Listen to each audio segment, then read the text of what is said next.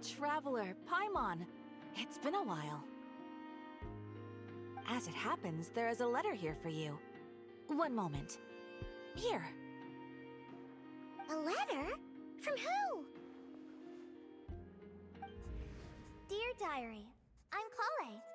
I work as a trainee forest ranger under my master, Tainari. I'm also studying at the academia.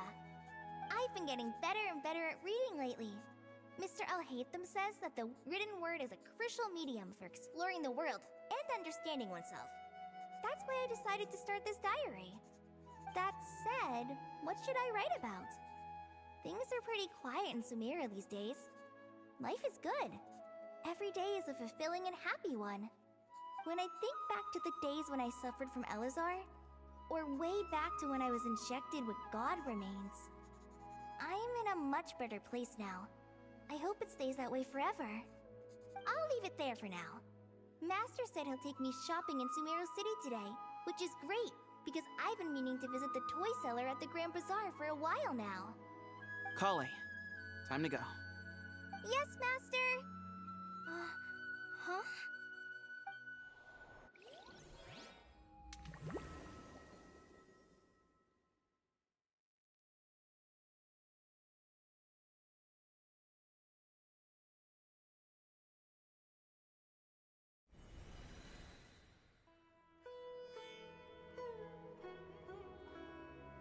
What's wrong, Kale?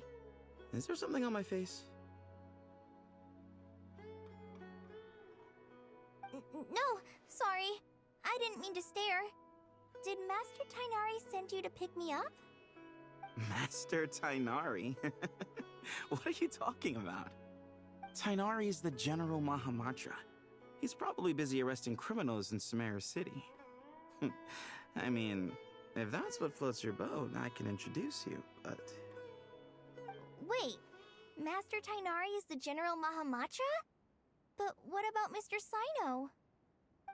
Sorry?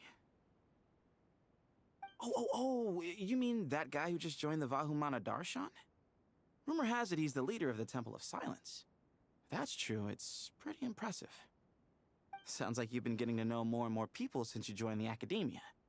That's great, but don't let your Forest Ranger duties fall by the wayside, okay? What's going on? Sethos is acting like he's my master, and Master Tainari has taken over Mr. Sino's job. Is this some kind of prank? If so, it's a weird choice of prank. But anyway, Sethos doesn't look like he's joking. What is this all about? Hey, you're zoning out again. I'm gonna buy some tools for the Rangers. Why don't you stretch your legs a bit? It's been a while since you last visited the city, right? Wait! He's right. It has been a while since I last visited Sumeru City. Was it always like this? I mean, it feels familiar, yet somehow... something seems different. Is this really Sumeru City?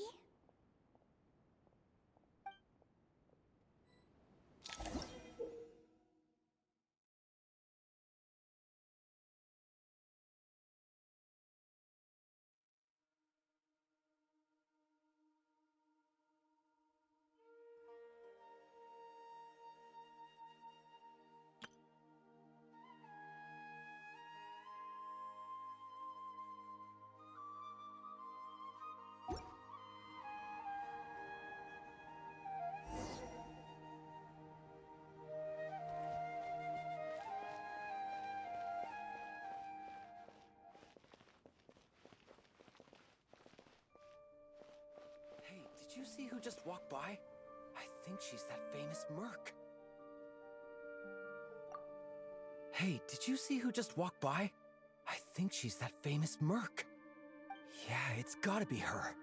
That red hair gives her away. The Flame Mane. They say she can take down 12 tough guys with just one hand.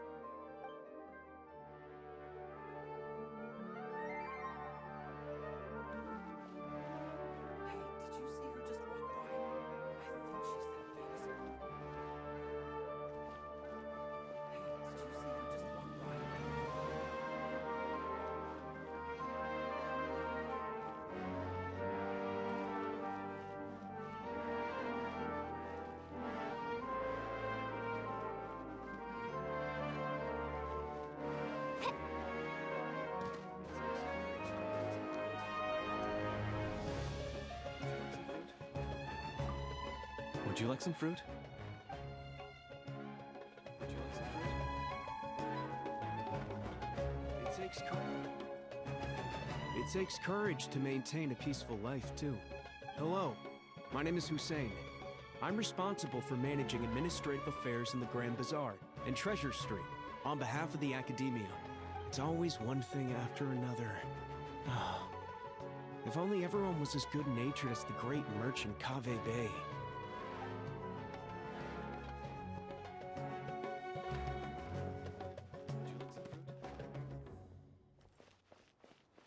How will I ever save enough money to buy that custom-made axe with floral carvings from the blacksmith?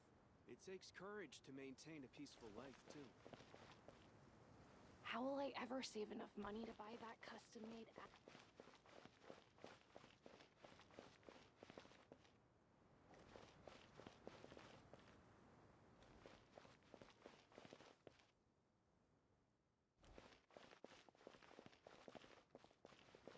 It takes courage to maintain a peaceful life, too. When I grow up, I'm gonna join the Eremites and protect Sumeru City.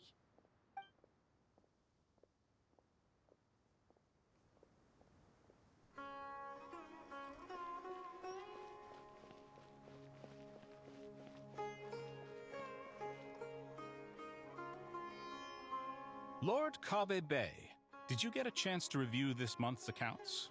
Any feedback? You mean the version you sent over a few days ago? Yeah, I took a look when I received it. I was thinking that maybe our profit margin is a little excessive. I visited some of our commercial partners last month. Their earnings are very slim. Are you suggesting that we give up some of our profits for them? Well, since we have more than we need, yes. Making money for its own sake is pointless. Don't worry, I've already planned for it, and the numbers look fine.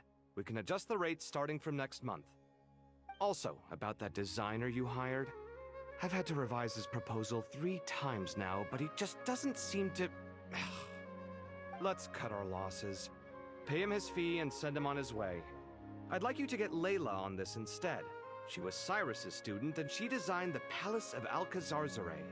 Seems like a much safer choice. Who's sneaking around over there?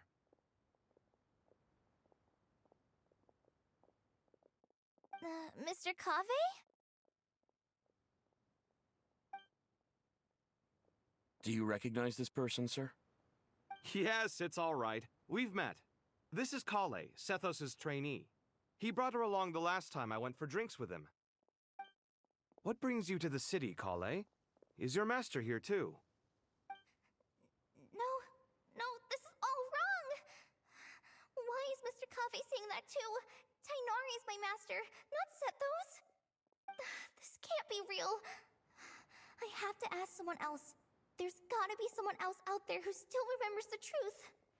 Hey, wait! Don't run off! How strange. What's gotten into her today?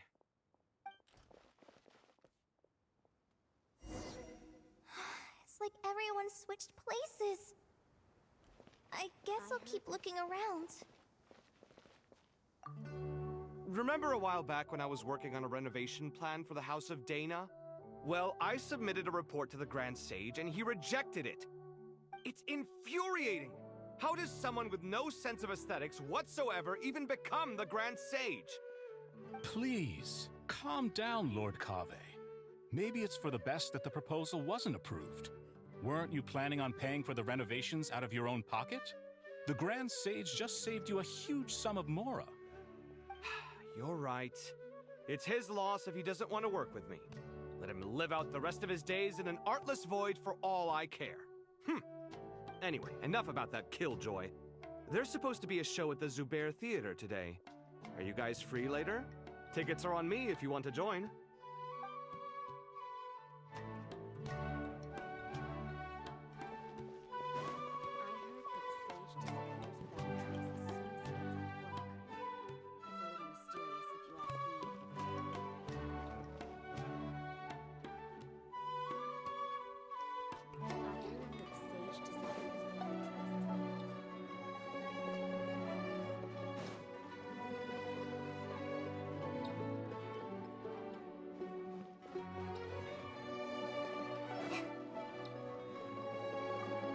The Grand Sage always used to disappear the moment he got off work, but recently, for whatever reason, he's been seen sifting through records in the House of Dana late into the night. We asked him if there was anything unusual going on, but he answered us with a question of his own. Don't you find it strange that someone with my personality would willingly accept the position of sage?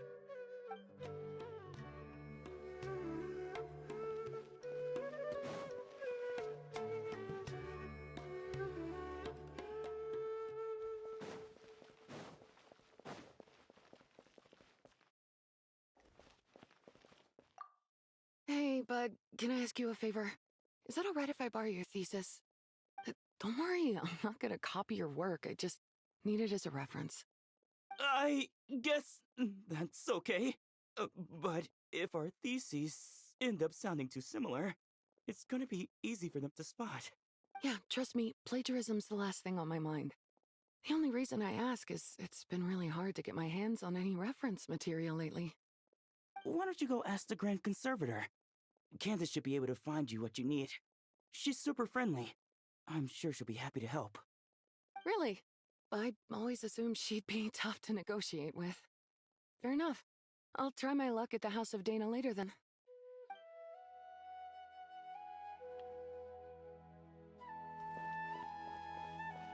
Would you like a cup of coffee? Would you like a cup of coffee? The store's been pretty busy lately. Lots of customers have been feeding Ashru, who watches over the shop, and now Ashru's put on quite a lot of weight. Maybe I should put up a sign saying, "Please don't feed the cat." Would you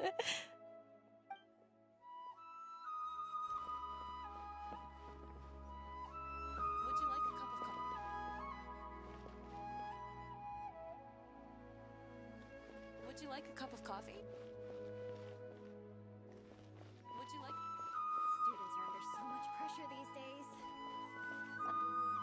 Students are under so much pressure these days. Sometimes, I just want to write their papers for them. Peculiar papers come to me for review every day. I really wish they were able to relax once in a while and not be constantly plagued by academic conundrums. It doesn't do a person any good to spend too long down the rabbit hole.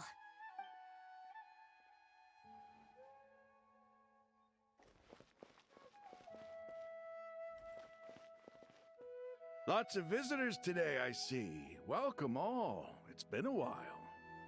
Hey, Rahman. You know that guy who sells face powder on Treasure Street? I haven't seen him around in a while. Any idea what happened to him? Oh, you mean a Hongar? Yeah, he got into a brawl with Shavirme on Treasure Street. He's been banned from setting up shop there for now. Seriously? Oh, well, that's a shame. I was planning to pick out some makeup for you. Oh, don't worry about it.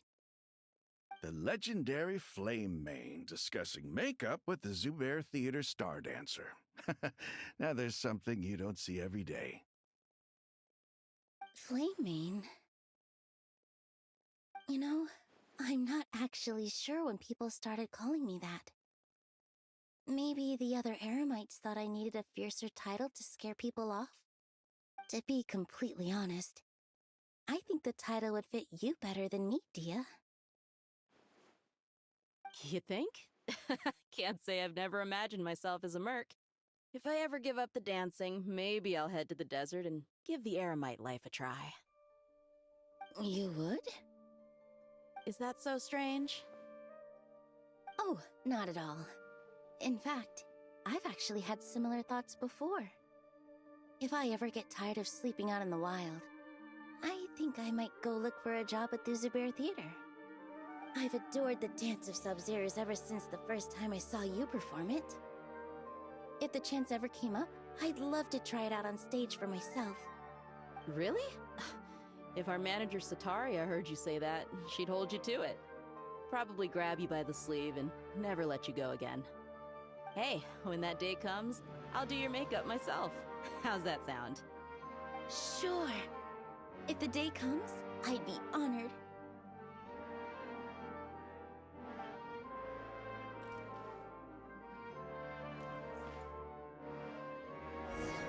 Everyone I know, everything I've ever known, suddenly it's question is, who's right? Them or me? Oh, my head feels so heavy. I can't think straight.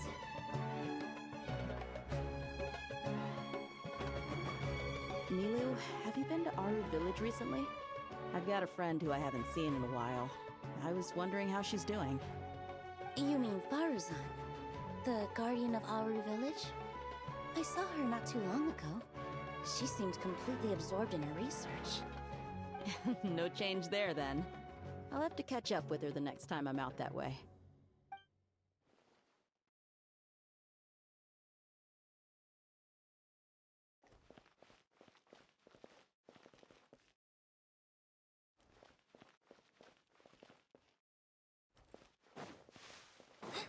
Students are under so much pressure these days. Would you like a cup of coffee?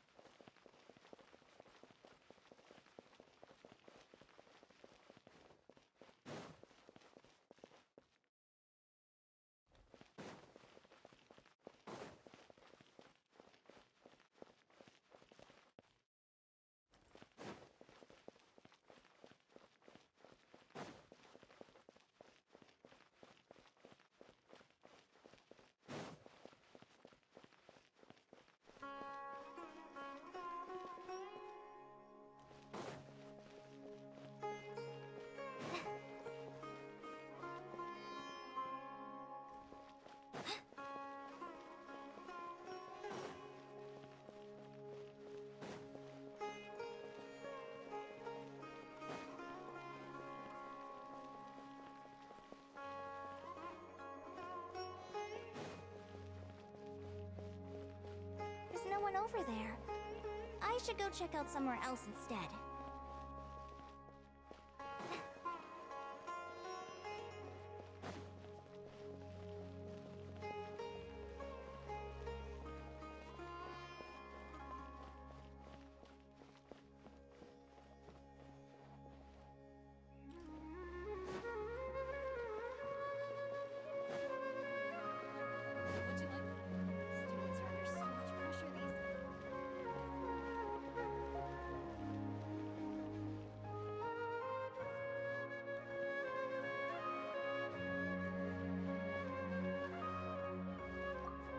Hi, Mr. Sino. What are you thinking about? There's a chapter in King of Invocations, where the spirit of someone who died long ago possesses a living man's body. To the outside world, it looks like he's developed a whole new personality. I was just thinking how terrifying that would be for his friends. Imagine waking up one day to find that a friend of yours has suddenly become a different person. Huh? So what got you thinking about that? I don't know, but something feels off. Everything looks fine on the surface, but can human perception really be trusted?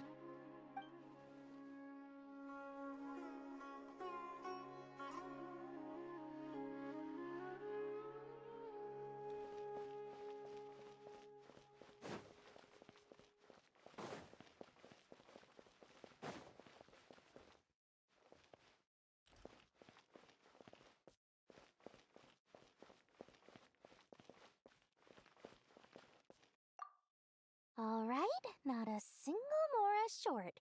That covers you for this month's rent. What a relief. I was worried the design fees I received this month wouldn't be enough. Well, next time, don't fret. Just let me know and I'll give you a few days' grace. We've known each other long enough for that. Anyway, how are you settling in? I couldn't help but notice that you're staying up late quite often. Yeah, I can't explain it. I just feel more inspired at night. Once I get in the zone, I can race through a whole bunch of drafts, no problem. But what about you? I keep hearing you sighing these days. Is everything okay? Well, it's just... Don't you think this house is a little small? I guess I should be used to it after living here for so many years. But for some reason, I've been feeling claustrophobic recently.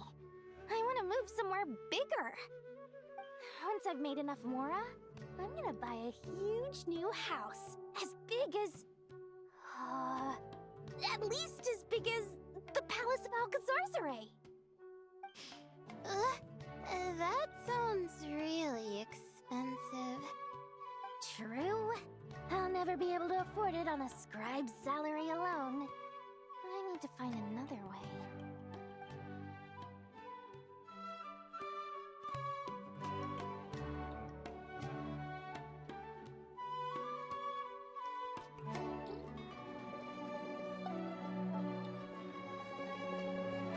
There's no one over there. I should go check out somewhere else instead.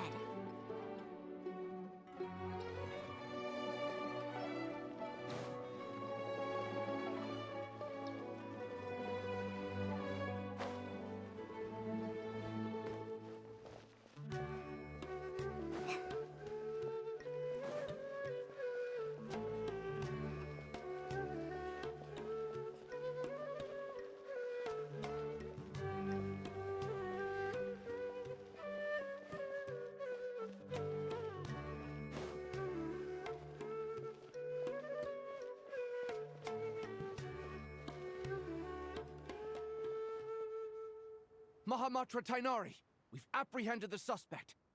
They say that the fool is prone to blind faith, but the wise man is not immune to it either.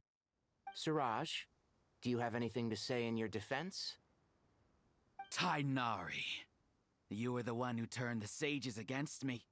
Just a few words of caution from you was all it took to destroy my research. And now you're trying to stop me again? You should know that mechanical life is the future! We must cast aside our useless flesh and... That's enough.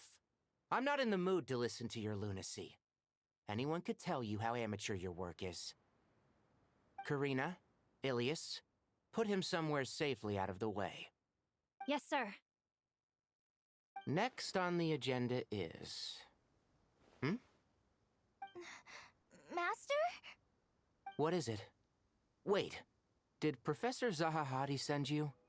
She's been encouraging me to take on an apprentice. Might be getting a bit ahead of herself there, though. No, Master! It's me, Kale! Listen to me. Something really weird is going on in Sumeru City. It's like everyone's identities have switched around. You're not the General Mahamatra. You're a Forest Watcher. Just yesterday, we agreed to come to Sumeru City today to go shopping together, and... All right, there's no rush. Let's back up a little. Your name is Kale, correct? Although this is our first meeting, you do seem strangely familiar somehow. Is there anything I can help you with? No.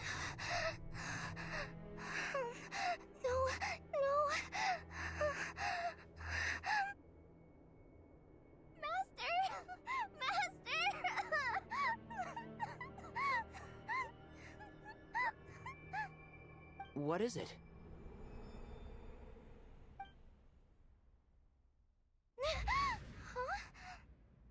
Did you have another nightmare?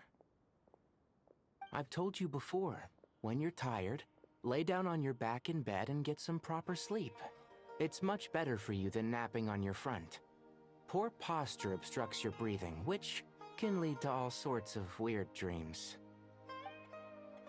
Now, we're supposed to go shopping in Sumeru City today, remember? Cheer up.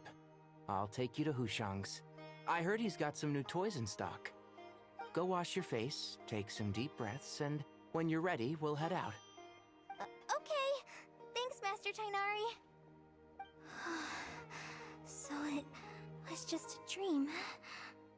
And yet, dreams can sometimes be a warning of things that will soon come to pass.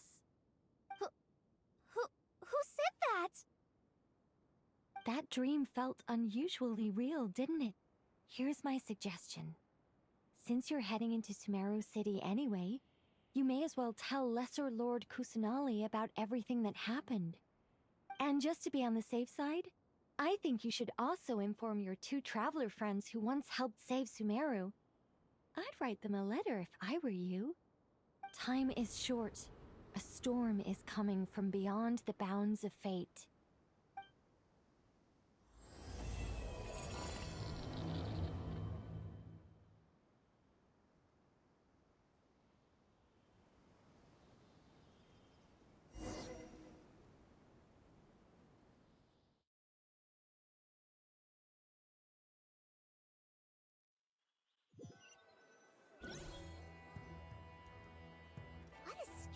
strange situation. No wonder Kale was in such a rush to write us a letter. Imagine waking up one day to find that everything around you has changed. You might not even recognize Paimon anymore. Oh, that's a scary thought. Let's get to Sumeru and find out what the heck is going on.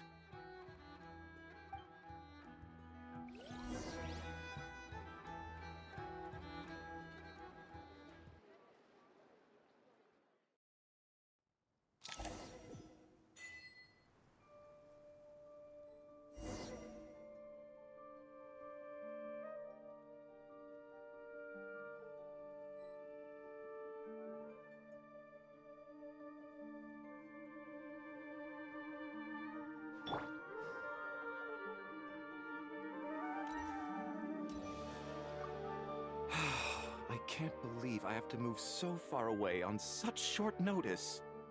I made an automatic watering device so that my flowers won't wither and die while I'm away from home. Hey, do you think renovation works is the real reason they're moving us to Caravan Rebot? There's a rumor going around that Sumeru City's buildings aren't earthquake resistant enough. Maybe that's it? All we know for sure is that the order came down from the Dendro Archon herself.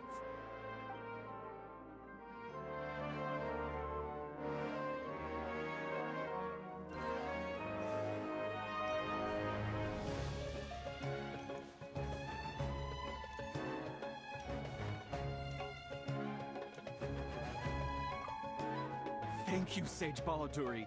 You really didn't have to stay with us to the end. Don't mention it. I'm your teacher. It's my job to look after my students. Is Panya doing okay? I think so. She just left the city with her mother. This will be her first trip away from home. She's handling it much better than I imagined. As her father, it's quite a relief. I just hope they have a smooth trip. Pack up your things. It's time we got going too.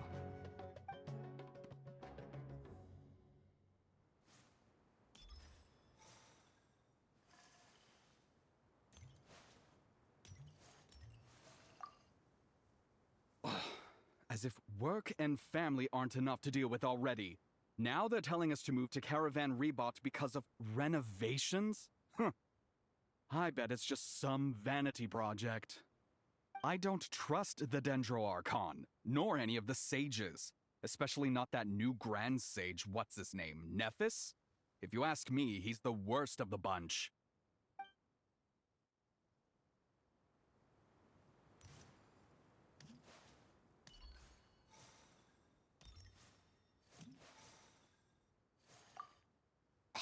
Mister, are you a robot?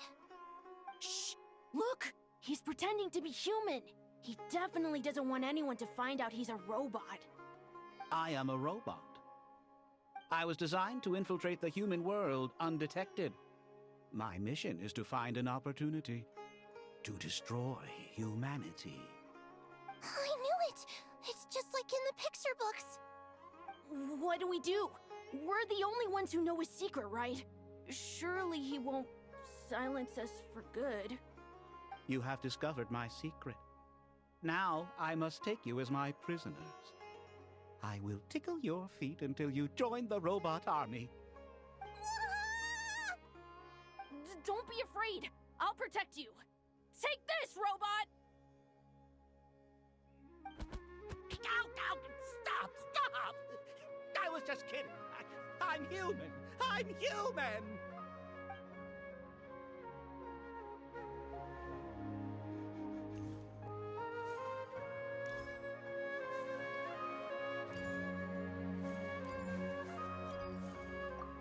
Hey, now's not a good time to visit Sumeru City.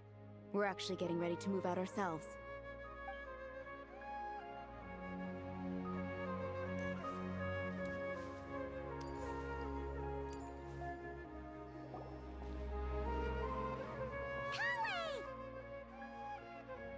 Traveler! Paimon! Thank goodness. I'm so glad you made it. Of course! We won't let anything happen to you, Kale. So, what's going on in Sumeru City? Looks like lots of people are moving or something. Yeah, I was just gonna say. After I wrote my letter, Master and I went to Sumeru City and told the Dendro Archon everything that I experienced, from start to finish. She was silent at first. It seemed like she was deep in thought. Then the next day, we got told that she was ordering everyone to leave Sumeru City immediately and move to Caravan Rebot. The entire population of the city has to move? Not just Sumeru City. The evacuation also includes Lokapala Jungle, Avidia Forest, Ashavan Realm, and Ardravi Valley. Basically, everyone living in the rainforest must temporarily relocate to Caravan Rebot. Holy smokes! That's crazy! Yes, it's quite an operation. Even if people only bring the bare essentials, the scale is simply enormous. They've requisitioned almost all the Sumpter Beasts in Sumeru for the task, including the entirety of Dori's Sumpter Beast Park.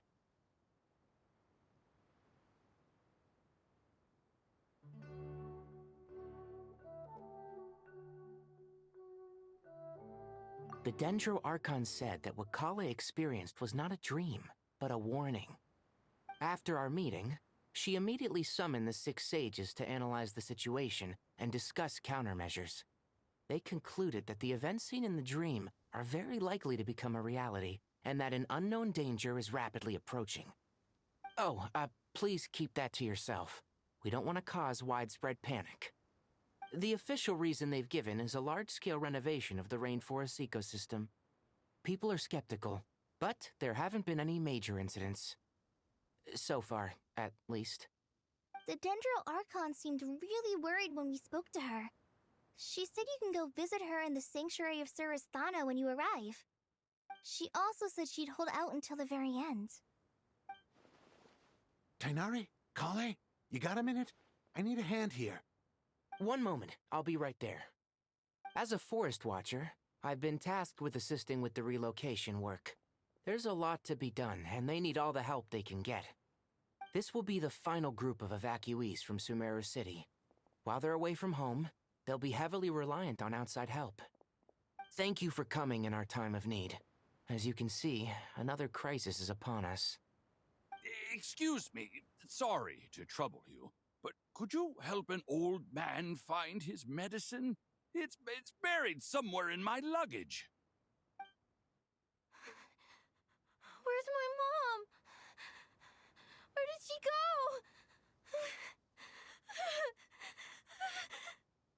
go? Don't worry. It'll be okay. Those items are worth a small fortune. Make sure you store them somewhere safe. You understand? I bet you thought you'd get away with this in the chaos, huh? Guess again. No petty thief gets past me.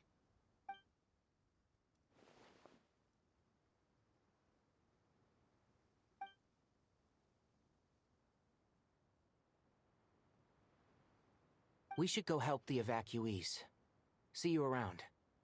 I'm so glad that you believed me and came all this way to help. It means a lot. Please stay safe. Don't worry. We may not know exactly what's going on yet, but as long as we stick together, we'll find a way through this. Goodbye! Look after yourselves! Will do. See ya!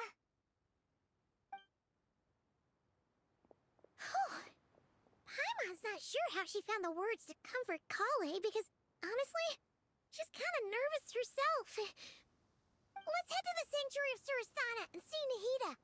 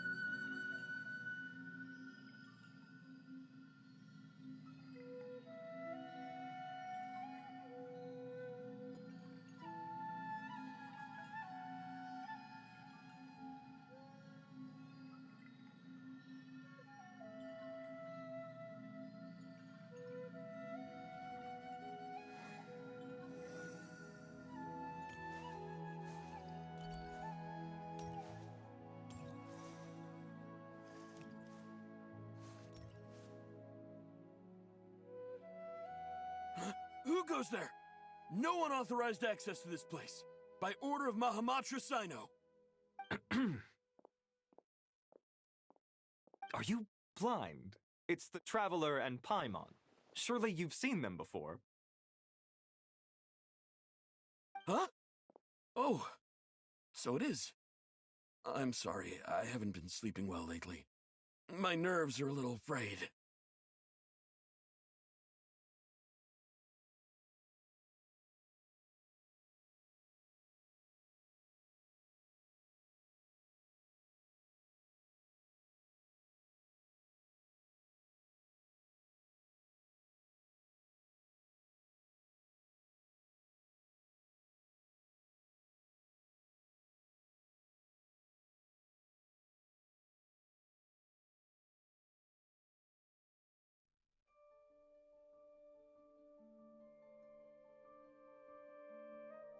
The Dendro Archon is in a very vulnerable state at the moment.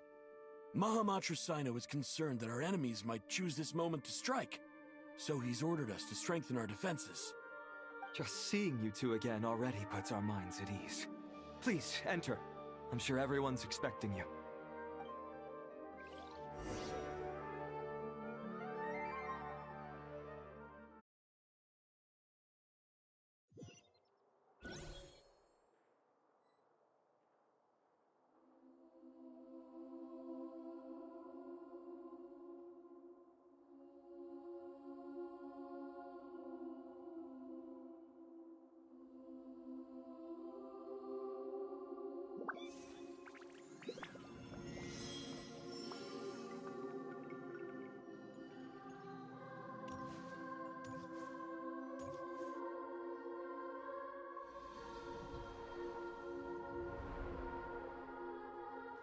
Traveler, Paimon, you made it. Aha! Perfect timing. Reliable helpers like you are just what we need right now. Oh, it's good to see everyone again. Kawaii gave us a rough idea of what's going on, but we still have a lot of questions. What kind of danger is Sumeru City in exactly? And how come everyone has to move to Caravan Rebot? At this stage, we can't be certain. We're investigating, but no definitive answers yet. I take it that Kale told you about her strange dream? Yeah. Apparently, everyone in Sumeru City was acting super weird. Even you guys. It was like you'd all switched places. That's right. Kale and Tainari reported the situation to the Dendro Archon. She believes that it wasn't merely a dream, and that whatever it was has something to do with Irminsul. It's a reasonable inference. Only through Irminsul can people's memory and cognition be so significantly modified in such a short time. We don't know why Kale would dream of these things, nor who was trying to warn her. The Dendro Archon decided to connect to Irminsul to investigate more thoroughly. Irminsul is connected directly to the ley lines. The tree serves as a central hub where the ley lines converge, and its core function is to record and store the world's knowledge and memories. But something has gone awry, severely compromising the performance of this core function. Information is bottlenecking inside Irminsul, hampering the ley line's flow. If this continues, new information will languish unrecorded, with existing records thrown into disarray. In short, the souls of the dead will be stranded, while the living have their sense of reality warped. In the long run, Kale's dream could well become a reality. And that's just the beginning. There's no telling what other nightmares could end up coming true.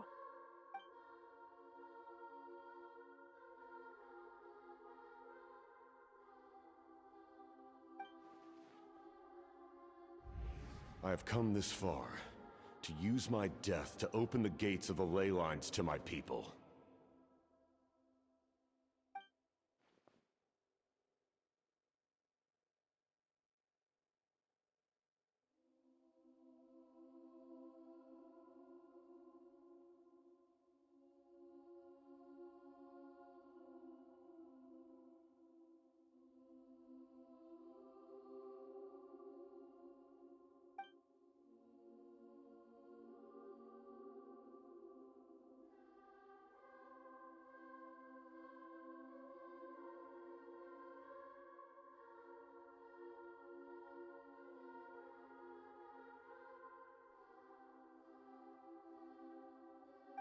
Faced with a growing backlog of information, the Dendro Archon decided to connect herself directly to Irminsul and take over the recording and processing function herself. But it is an almost impossible task. Individual brains aren't equipped to deal with the sheer volume of knowledge and memories involved. All that information flooding in at once would instantly fry any human mind. And for a god, even for a god, the suffering must be unimaginable.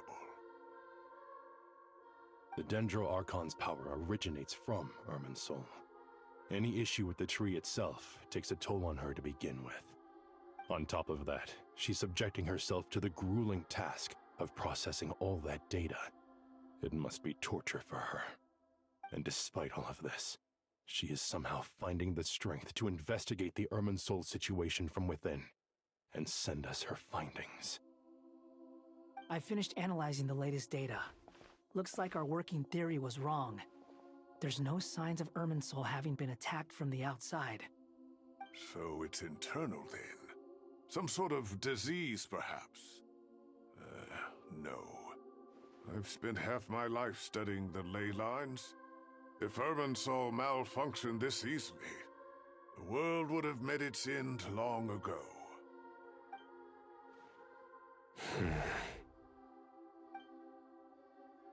Sino? What is it? Not long ago, I got a tip from the Core of 30 that a large number of unidentified merchant caravans had recently been spotted entering Sumeru through Beta Harbor. At first, I suspected that they might have something to do with all this, so I sent some people to investigate. But if Irminsul wasn't attacked from the outside... Don't you think there are more important things to worry about right now than guessing who's behind all this? It's been over 12 hours with no new intel. If even the Keeper of Irminsul is this badly affected, you can imagine how bad things are in there.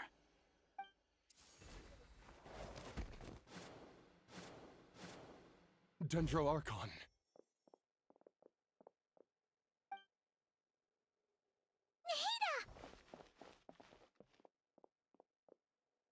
What's wrong? Her breathing is weak, and her elemental energy levels are dangerously low. Looks like it's time to move to the backup plan. What's the backup plan? Get out of the city and take the Dendro Archon with us. The entrance to Irminsul is directly beneath the sanctuary of Surasthana. That means this is ground zero if anything goes wrong. The Dendro Archon has a very strong connection to Irminsul. But theoretically, this connection should grow weaker with distance. Under normal circumstances, she could unleash her full power here. But with Irminsul out of control, our first priority is to get her away from here. The situation is critical. There's no time to deliberate. Everyone in agreement? I'll deal with it. I'll also let the Matra and the Core of 30 know to start evacuating.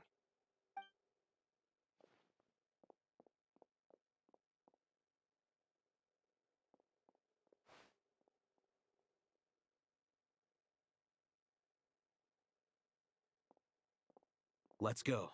No sense grieving when there's nothing more we can do.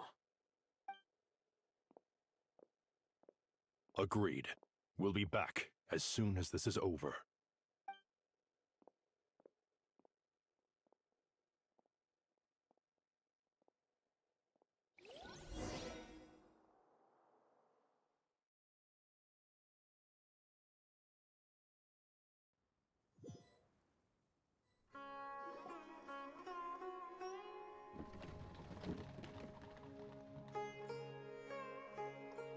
The last group of civilians has been safely evacuated.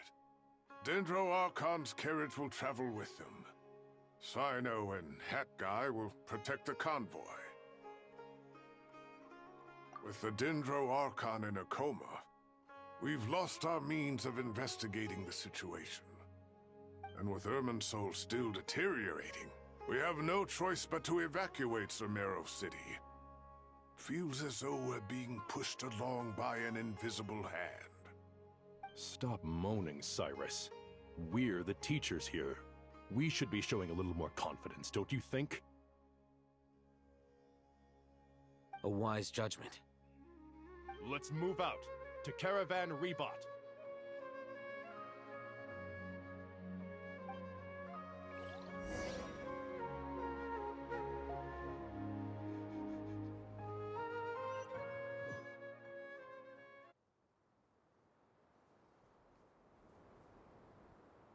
Sir, all units are in position.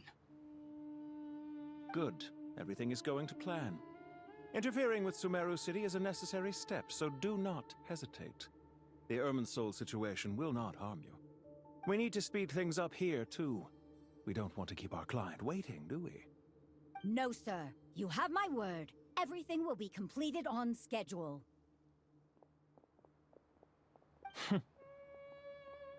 They say that fervent ambition attracts the favor of the gods, and with it, a vision. But we appear to be the exception.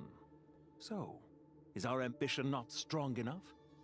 Or does it threaten the very foundations of this world?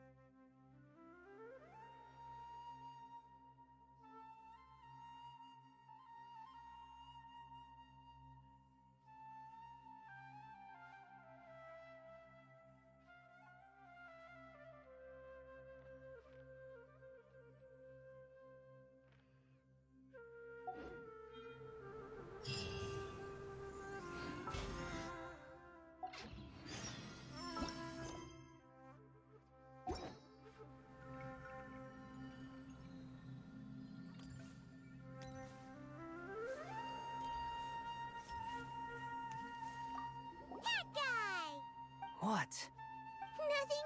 You just look like you were lost in thought there. Do you have any ideas about what's going on? From what I know about Irminsul, the system doesn't break down that easily. I don't have the faintest idea who could have done this.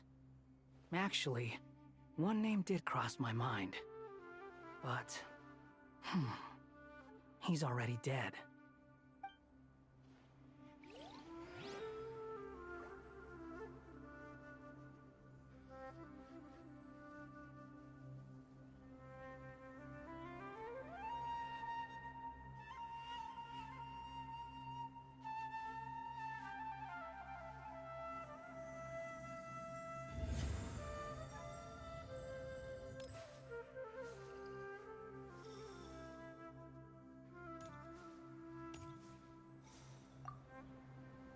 So, can I assume that this period of time away won't count as part of the rental period? Maybe we should deduct it from next month's payment. Sure. Great! Wait, why are you suddenly being so reasonable? What's the catch? I'm always reasonable with rental payments. Like the time I refused to let you use that wine you brought home as collateral. That was a perfectly fair request, and you know it! Everyone runs low on funds now and then, don't they? And that bottle of wine wasn't cheap. You ought to be thanking me. Anyway, Sumeru City should be empty by now, right? With no one at home, I've been worried about security. I'm worried about burglars. What would they steal? That new scroll you bought? Ah! I'd almost forgotten about that. Oh, I only went and hung it up in the most conspicuous spot in the house. If anyone breaks in, it'll be the first thing they see. Well, no one but you gave it a second look while it was on display in the shop. I doubt anyone would go out of their way to steal it. You say that, but what if there's a thief out there who shares my aesthetic tastes? Then you can only hope he shares your taste in expensive wine as well. Always worth having some collateral. You!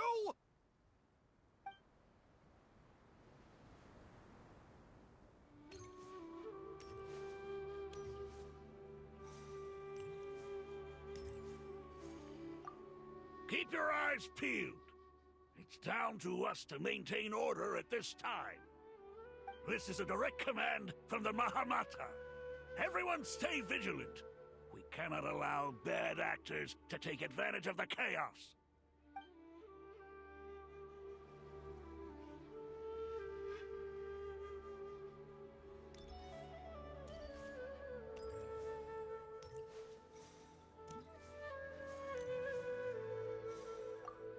Take this medicine and get some rest. Long journeys are fatiguing at the best of times, and it's taken a toll on your health. Please focus on recovering for the next couple of days. Got it. Thank you.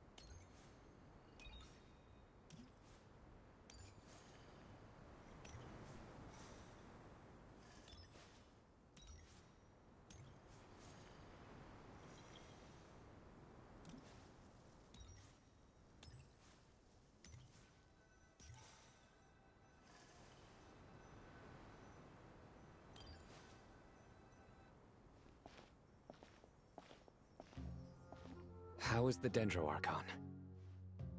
Her breathing is steady. I prepared some therapeutic incense for her, but it hasn't had much effect. Her vitals are still very weak. Based on the information you've provided, I have a working hypothesis. Her condition is partly due to Irminsul's influence, and partly due to a physiological imbalance caused by the rapid depletion of her power. Elemental energy usually flows through the body at a relatively constant rate. The body grows accustomed to this rhythm, so when it's thrown out of balance, physical symptoms will appear. Is this similar to the ley lines? Overloading and withering both directly affect their vitality, potentially causing irreversible damage. Correct. From a biological perspective, if you overexert yourself, you pay the price with your life. The Dendro Archon is not only drained of power, but her life force is at a critically low level. Is there any way to restore her health? I know the ley lines have strong self-healing abilities. As long as any blockages or pollutions are dealt with, they can quickly regain their vitality. But what about people? Well, gods. What's their capacity for self-healing? Before we think about that, there's a bigger predicament to resolve. Restoring the Dendro Archon's power requires us to heal Irminsul first. But that will be extremely difficult without the Dendro Archon's power. Paimon's already getting lost here.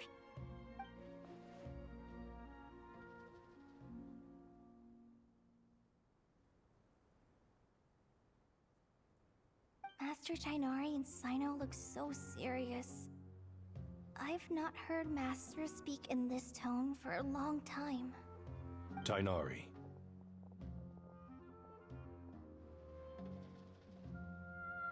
Master Nephis, sages. Tighnari, haven't seen you in ages. Have you gotten taller? Or did your ears get longer? Hopefully the former, Uncle Baladuri. Cyno, where's Professor Cyrus? I thought he'd be with you. He went out into the wild to investigate the situation. He said that the Irminsul anomaly will likely start to affect the real world soon. He shouldn't be trotting around alone at his age. Which way did he go? I'll look for him later. Would someone mind introducing us? Ah yes, of course. Allow me to do the honors. I'm sure we're all familiar with the Traveler and Paimon. They're the heroes who helped foil Azar's conspiracy and save Sumeru. These gentlemen and I are the 6 current sages of the Academia. Balduri and I are part of the Old Guard, while the other 4 took office after Azar and his clique fell from power. We have Sage Elkindi of the Spontamad Darshan, Sage Farnas of Kasharawar, Rataoist Sage Shakir, and finally Harabatot Sage Rusht. Nice to meet you all! I've heard much about you. Delighted to finally meet you in person. You're younger than I imagined for someone with the power to stand up to fate itself. Thank you for lending your aid to Sumeru once more. Once we're on the other side of this, could we get a photo together? My daughter has a friend named Isak. He's always talking about you two. Of course! No true hero would deny a child their wish. Back to business. So with the Dendro Archon currently in a coma, the people have taken temporary refuge at Caravan Rebat, but they cannot stay here forever. We need to come up with a plan as soon as possible. Farnas, any thoughts? Well, firstly, having reviewed the data, I'm inclined to agree with your assessment. This doesn't look like an attack on Irminsul from the outside. Rather, it resembles a malfunctioning machine.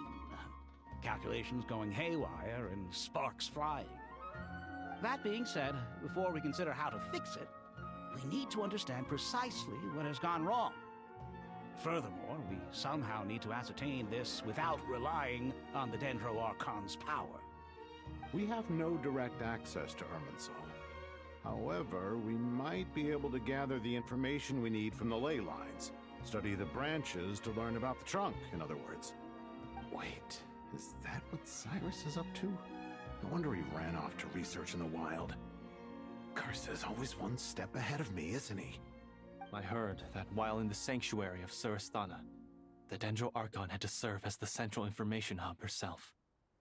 This is a clear sign the situation within Irminsul might be far worse than we can imagine. Irminsul is vital, not just to the safety of Sumeru, but to all of Teyvat. We must be the ones to bear responsibility for this world. To be on the safe side, I think we need to consider some backup plans. Are you saying we should consider a scenario in which Irminsul is completely destroyed? I'm merely pointing out that the possibility exists. You have a valid point.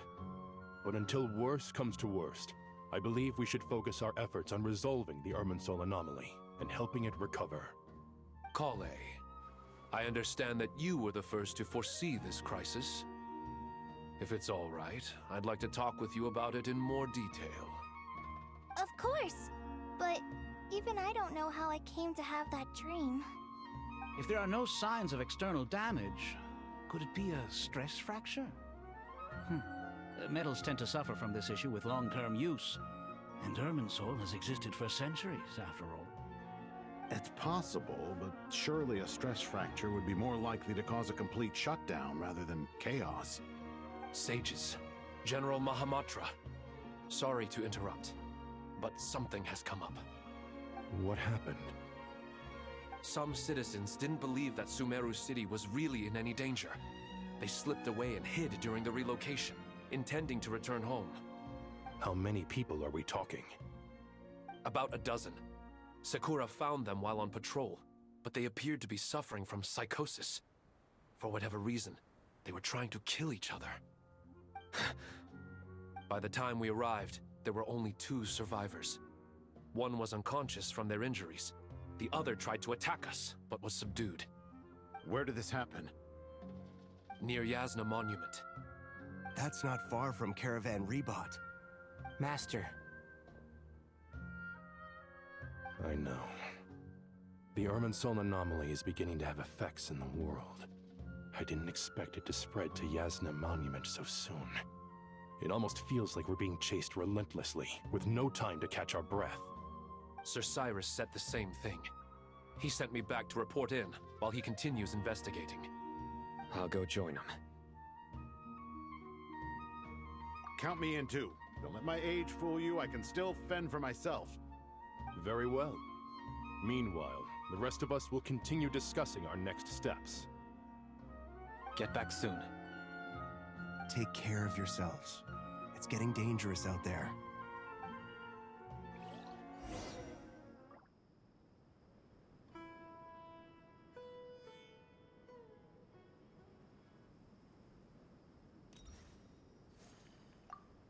I thought we'd be safer once we got to Caravan Rebot.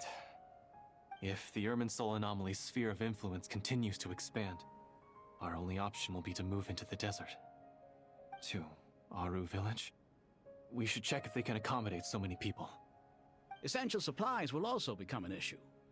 We were only able to relocate here so quickly because Caravan Rebot is well stocked.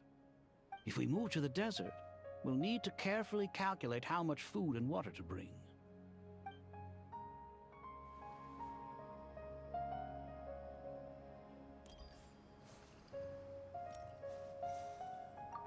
Don't be nervous, Kale. I just wanted to ask, have you ever had similar dreams to this one before? Similar how?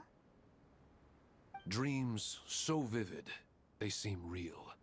Filled with strange or dangerous things that you cannot explain. Let me think. There was one time, I don't remember it very clearly, but I saw fire. Fire? Yeah. I wish I could give you more details, but all I remember is fire everywhere.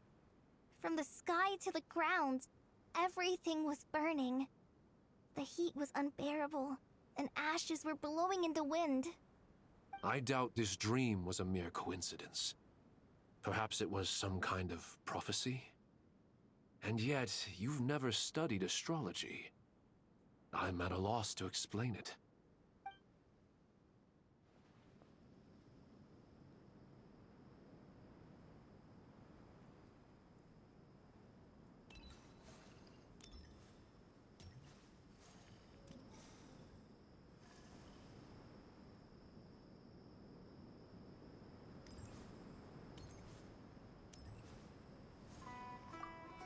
Thank you for everything, Tainari. Don't worry about me. I'm fine. But if you don't mind me saying so, Master, you're looking a little nervous yourself. I only just got appointed as Grand Sage, and now this happens. It's quite overwhelming. Looking back now, I don't think I handled the situation with Azar very well at all. Yes, I protested, but I went about it the wrong way. Instead of helping, I just ended up getting locked away. Now that I'm the Grand Sage, I have to be responsible for everyone's lives, including the dozen or so who fled to Yasna Monument. I can't help but blame myself for their deaths. It's only natural that you want to do the best job you can, but Master, we both know perfection is impossible. You're right. We may well be heading into the desert before long. Feeling up to it? We left in such a hurry that I didn't bring any sun lotion, but I'm sure I can make some from local ingredients here. That was a big part of my graduation thesis, after all. Still remember? Of course, like it was yesterday. I remember asking you if you'd like to stay and teach, but you turned me down without a moment's consideration. Anyone else would fight tooth and nail for the chance to research by my side, but you couldn't get out the door fast enough. Weren't you afraid I'd hold up your thesis and stop you from graduating? If you'd pulled a move like that, I would have reported you to the Matra right away. You wouldn't give me a second chance? What about the bond between mentor and student? No, Master. I would not sit by and watch you go astray. Very good. Then I taught you well.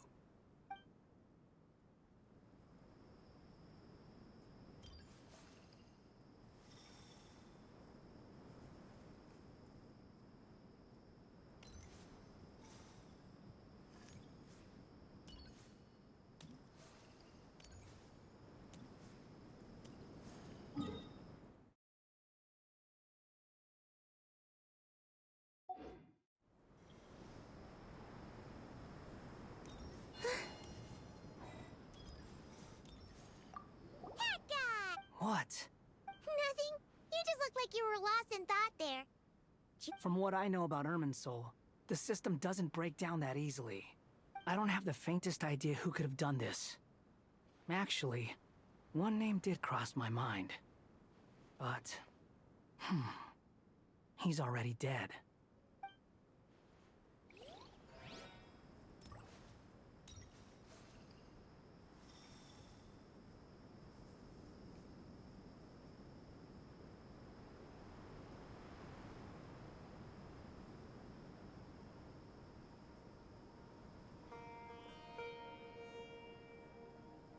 I don't sing for anyone in particular. Still, if someone stops to listen, I hope it provides a moment of peace all the same.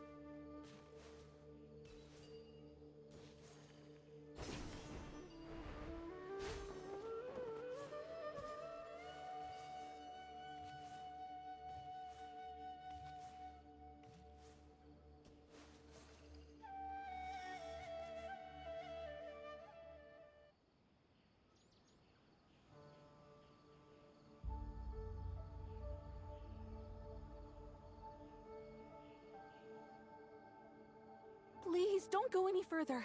As you get closer to Sumeru City, there's no knowing what dangers you might encounter.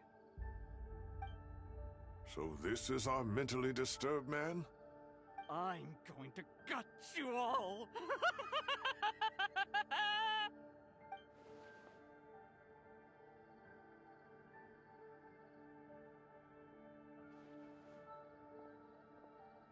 Cyrus, you didn't even bring a single guard?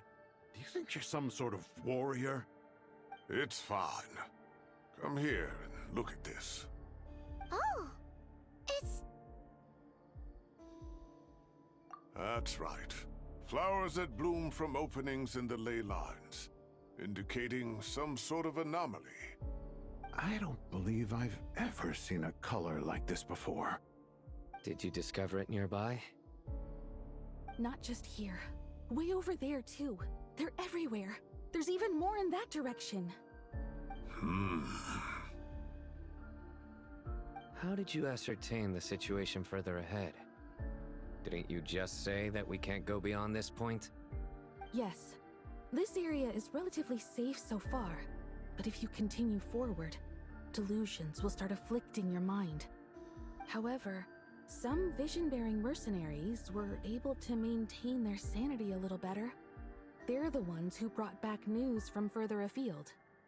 Sino, do you remember the class I taught on dissecting ley line blossoms? I do, Professor.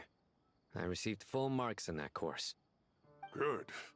After all these years, it's time to put that knowledge into practice. There must be anomalous information hidden within these blossoms. Alkindi, I'll need your help as well. Been a while since we worked on a project together, hasn't it? Sure has. Well, what are we waiting for? Let's get to work. Anything we can do to help?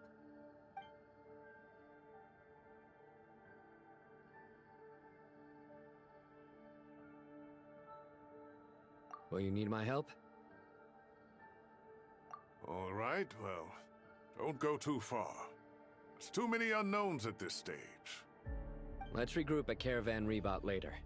Don't worry if you don't show up. I'll come and find you.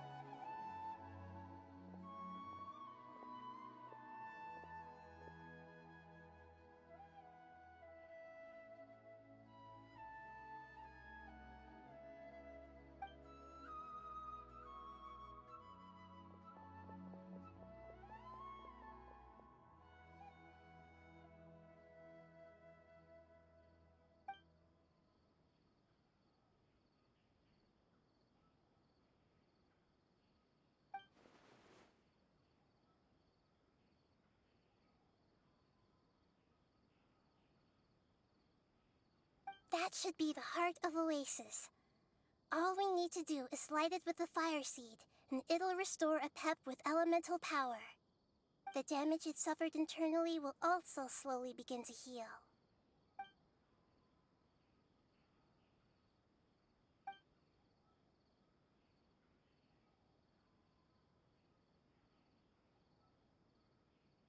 What is it? You thought of something? Really? Then let's get back and tell the others!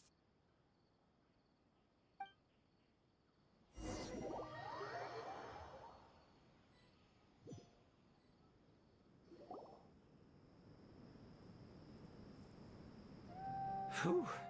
Glad to see you've returned safe and sound. Any longer and we would have gone out looking for you. surprise. Paimon sure feels better with everyone we know here.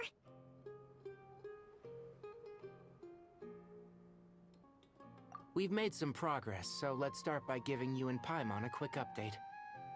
By dissecting the ley line's blossoms, we've been able to deduce that although Irminsul is experiencing an anomaly, it has not completely rejected access from the outside. The Dendro Archon has the power to connect to Irminsul, but there's also another way. I assume you recall the devices everyone was wearing when you first arrived in Sumeru? Devices? Oh, wait. You mean... The Akasha terminals? That's right. Of course! It's been so long, Paimon almost forgot all about the Akasha. Wasn't it shut down, though?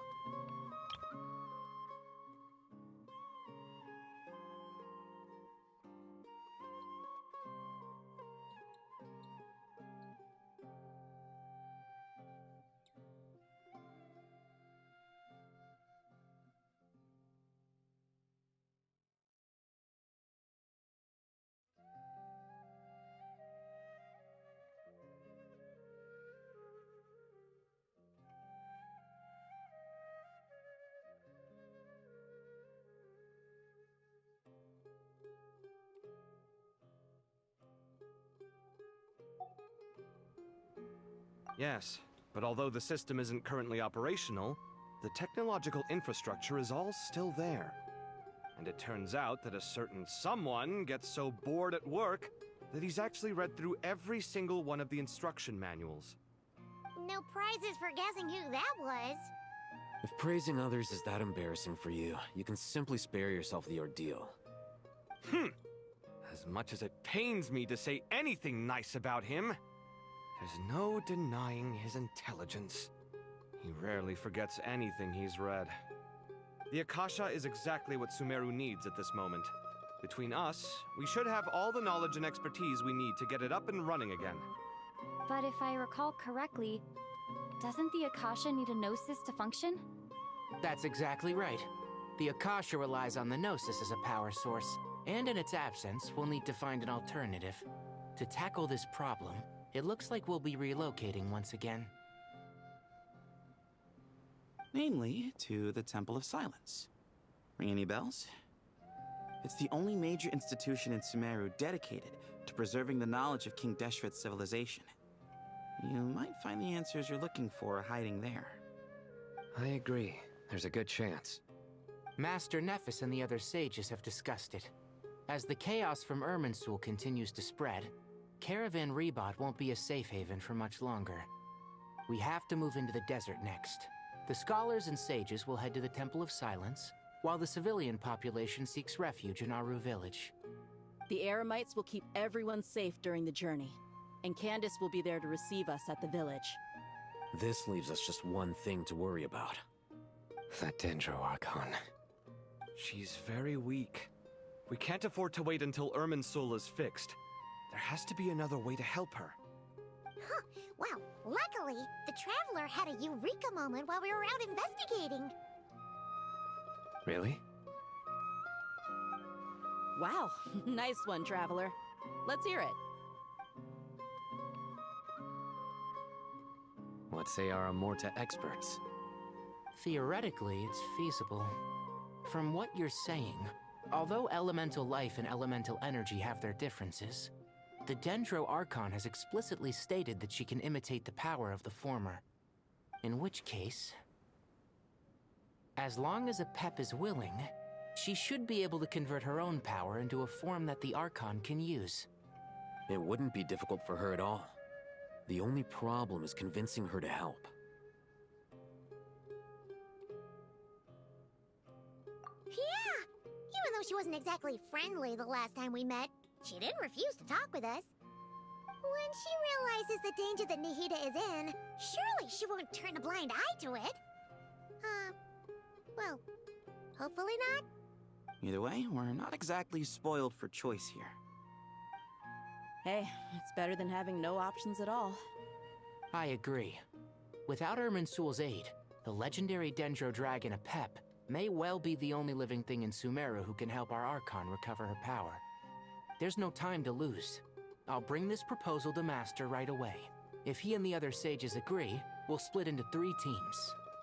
The academics will go to the Temple of Silence to look for a solution to the Akasha problem. The Eremites will escort the civilians safely to Aru Village, and the Traveler and Paimon will take the Dendro Archon to see a pep. There's still a long road ahead, and no knowing if we'll make it. But at least we have a direction now. I'll take it over floundering around in confusion. If there are no objections, then let's proceed. But before we adjourn, I would like to leave you all with some parting words. No matter the distance between us, there will always be an invisible force tying us together. May the bonds forged in the past shine bright like stars and open a new path before our feet. Huh. Is that from King of Invocations? No.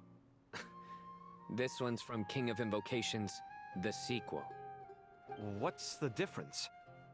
The sequel's much cooler. Couldn't agree more. Well, it was very apropos. Once this is all over, I'll give everyone a copy of King of Invocations and the sequel to show my gratitude. Come on, let's get moving.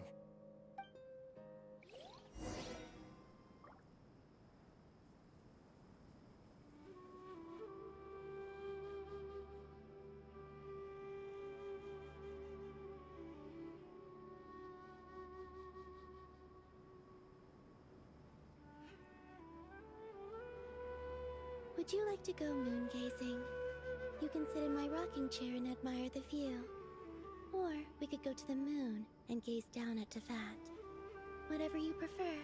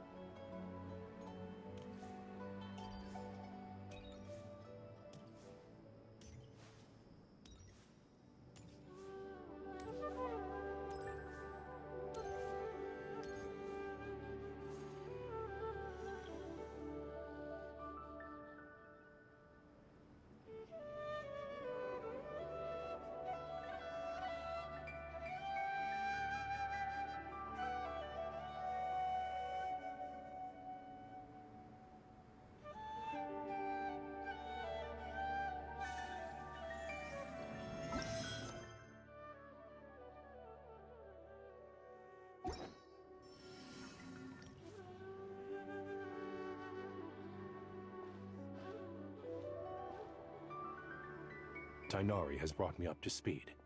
I approve of your plan of action. But we can't proceed with everything right away. The people need to rest. For many of them, this will be their first time in the desert, so we'll need to find additional personnel to help escort them. You two, please go on ahead with the Dendro Archon. Let's rendezvous at the Temple of Silence later. No problem. We got this. Words can't express my gratitude. So let me just say, I hope everything goes smoothly for all of us. Goodbye for now. Alright, let's get going. If Paimon remembers correctly, the last time we saw a pep was in... Traveler, Paimon. Could I borrow you guys for a moment? It'll only take a second. Kale, what's the matter? Well, the thing is... Master Tighnari once told me, after you raise a problem, you should think about how to resolve it. But ever since I had that dream, I feel like I haven't been of any help at all. I tried my best to keep up with the conversation, but there was so much new information, I couldn't take it all in. So, I just wanted to ask, do you have any tips for me there? Paimon knows exactly how you feel. But fear not, everything you need to know is right here in Paimon's notes. Soon Sumeru chapter. It's got tons of info about all the things we've seen and heard on our adventures. Some parts are a little simplified, but hopefully it all makes sense. You see? Being the greatest guide in Tibet isn't just a fancy title. It takes a lot of hard work. Paimon doesn't always understand the things you're talking about with other people. Whenever that happens, she notes down the confusing parts and goes over them in her own time. This is perfect. Could I borrow it? Sure. Matter of fact, you can keep it if you want. Paimon has another copy. The spare copy was originally meant for the Traveler. Paimon used to worry that one day she might not need a guide anymore, so she wanted to have a gift for her, in case we ever parted ways. But it doesn't seem so necessary nowadays. We have so many more places to see together. One copy will be enough for both of us. Thank you so much. But still, these are your treasured memories. I think I'll make my own copy and then return the original to you. Anyway, that was all. I won't keep you any longer. Have a safe trip. See you again soon. See ya! Alright, time to bring the Hida to see a Pep. Let's hope that old grouch is in a negotiating mood.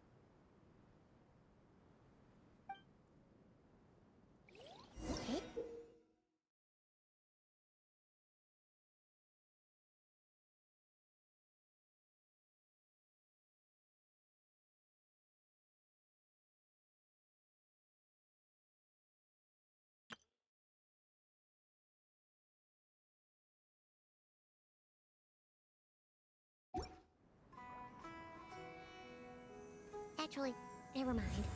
In a pap-sized Nervalet's probably one of those dragons who has grown too close to humankind. They might end up fighting for all we know.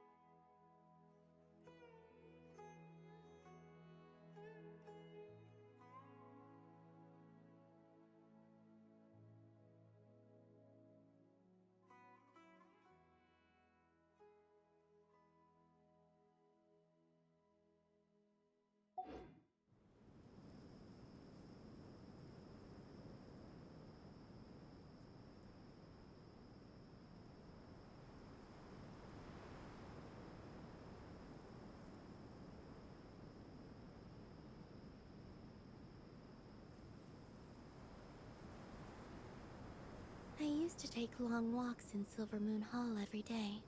So don't worry about me. I can keep up.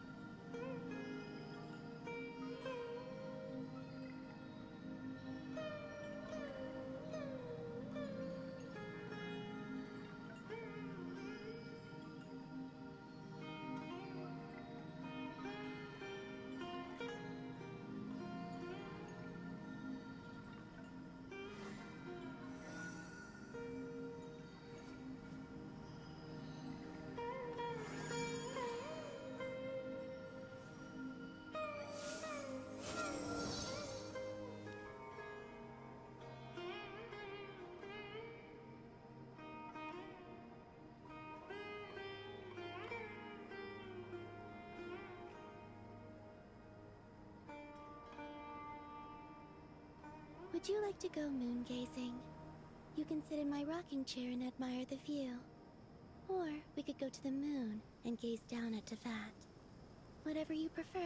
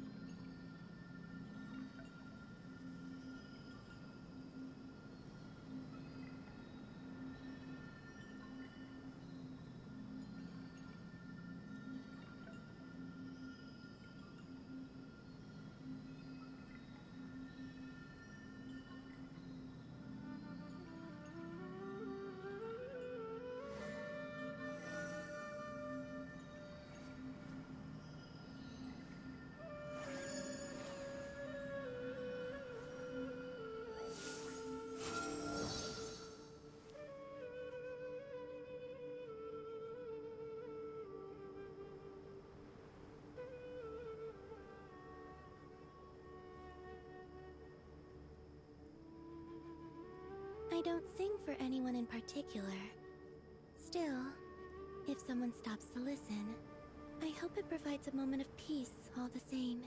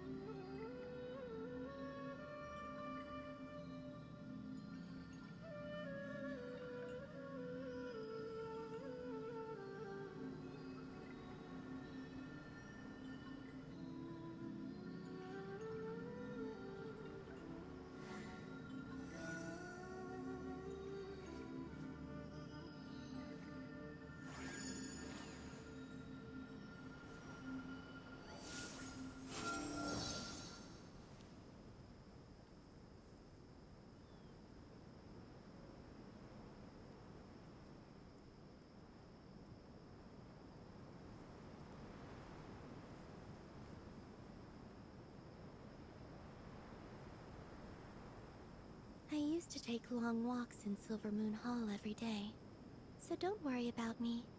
I can keep up.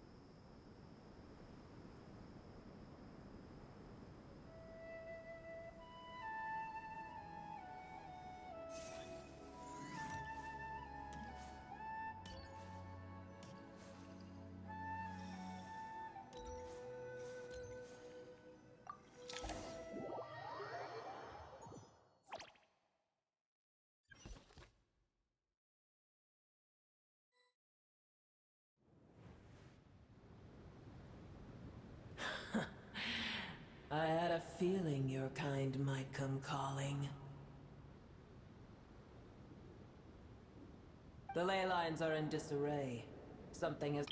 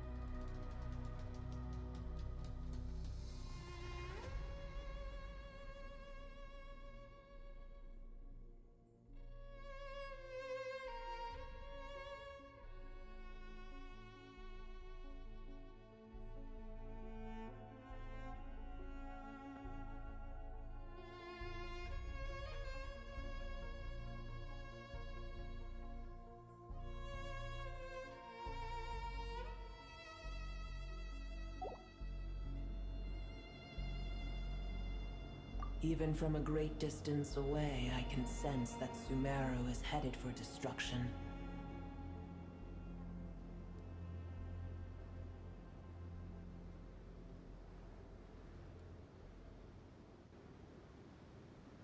You who took our home from us, prepare to watch as your own world is plunged into oblivion.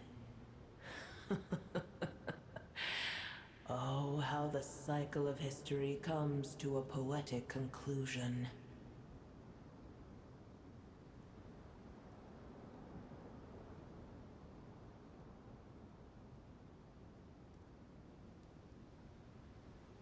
This isn't a joke, Apep! Nahida's in grave danger! Can you please help her? Is she now? Then do explain. For what reason should I lend Booer my assistance?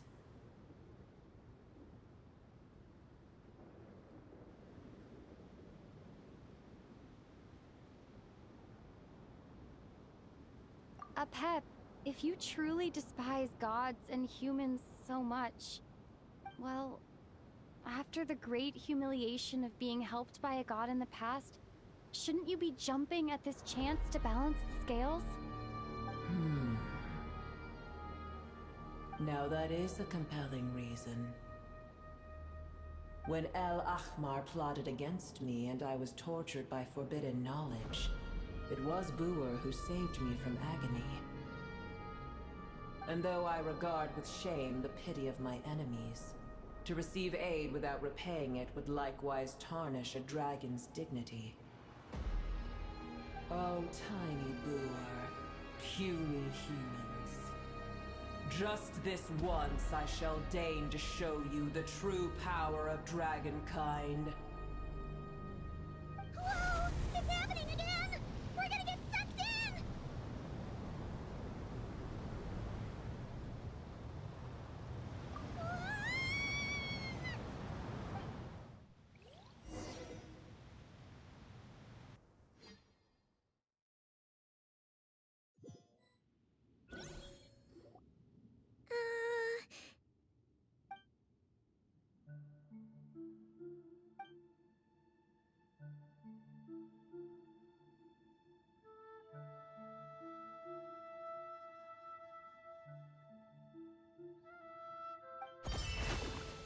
It is done.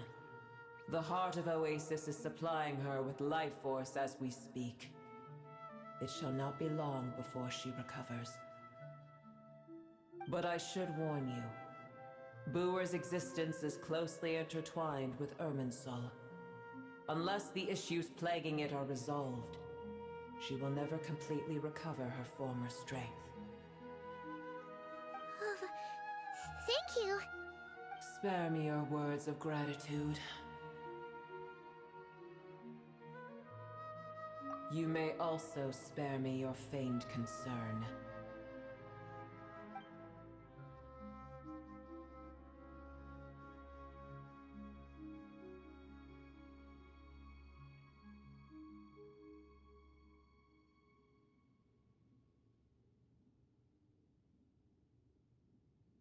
A dragon's sovereign's power is far greater than you can imagine. While I was indeed weakened when the heart of Oasis ran dry, providing Tiny Booer with a morsel of my life force shall have little consequence for me. Oh, good to hear.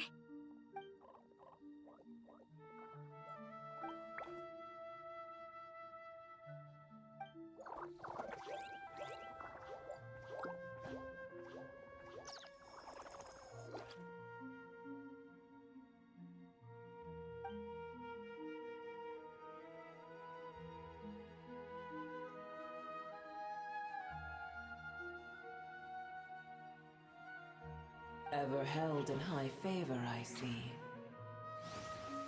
Oh, well, you know.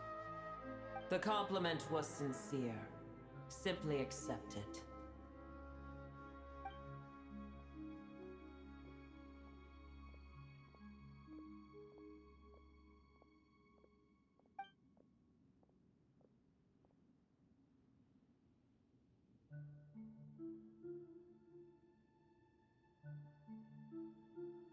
I did once. That tree was not planted by the heavenly principles. Irminsul existed before they ever arrived in Teyvat. What? There was a time when it belonged to Teyvat, to dragonkind. Its appearance and function then differed greatly from today. The ley lines flowed with an abundance of a familiar, primitive form of elemental energy. You may know it as the power of the Light Realm. The heavenly principles usurped and refashioned Irminsul, made it serve humanity, and used it to anchor the fate of the world. Yet in the end, humanity has failed to protect it. Heavenly principles, God of gods. It makes me sick. The enmity between your kind and mine can never be bridged. As things stand today, holding a grudge against you would serve no purpose. But there will come a day when we reclaim this world for ourselves. The opportunity will arise no matter how long we must wait. I can already sense that far away from here, the Hydro Dragon has wrested his authority from the hands of the usurpers. Though we have yet to meet, I know that we are both preparing for our revenge day and night. Uh-huh.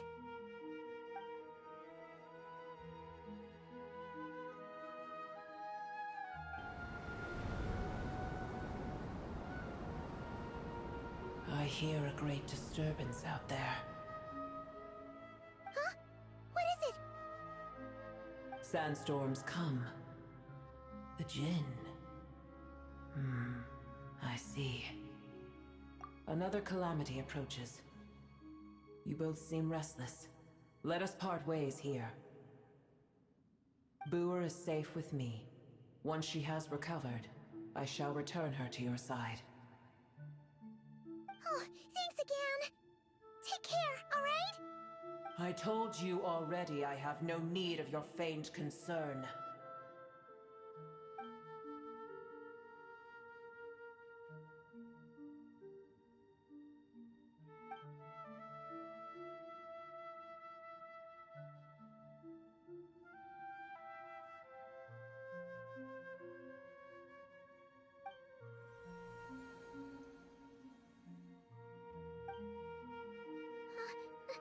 Mahita? You're awake! Are you okay? Cease your interrogation. Yes, she awoke for a brief moment, but she has now lost consciousness again.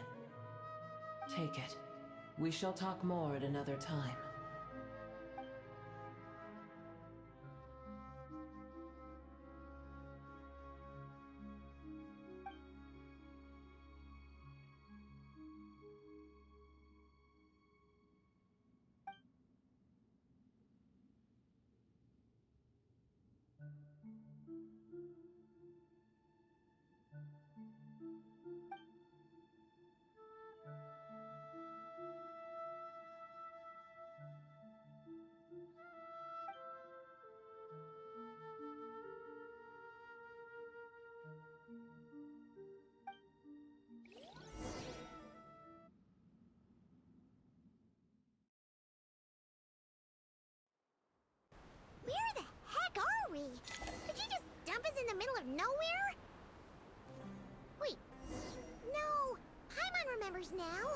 The Temple of Silence is over that way.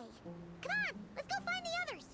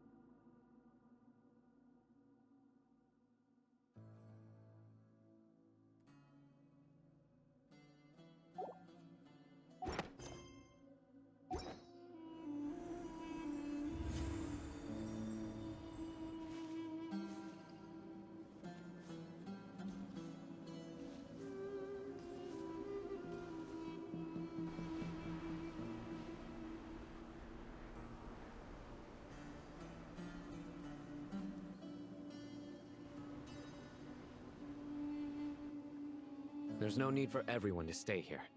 I'll protect the sages. The rest of you, return to Aru village. Yes, Mahamatra Sino.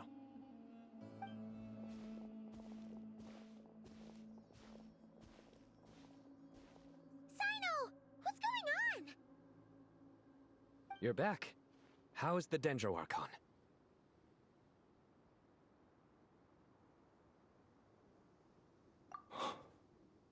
What a relief. It's the Jinn. Countless Jinn have stirred up violent sandstorms across the desert. blocking our path to the Temple of Silence. Tainari and Kale have returned to Aru village to help.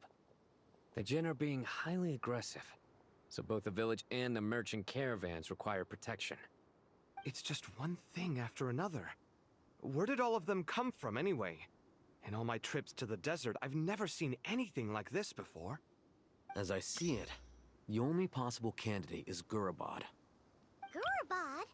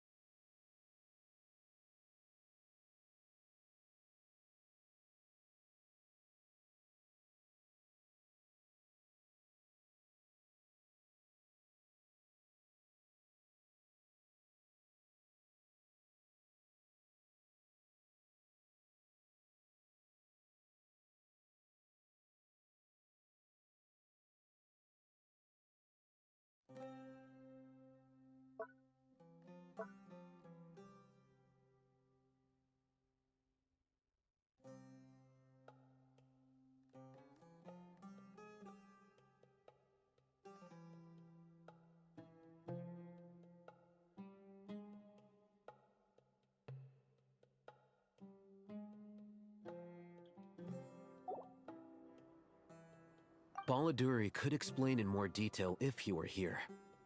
All I know is a rumor I've heard about from previous trips to the desert. Supposedly, a great number of dormant Jinn lie sealed beneath that city.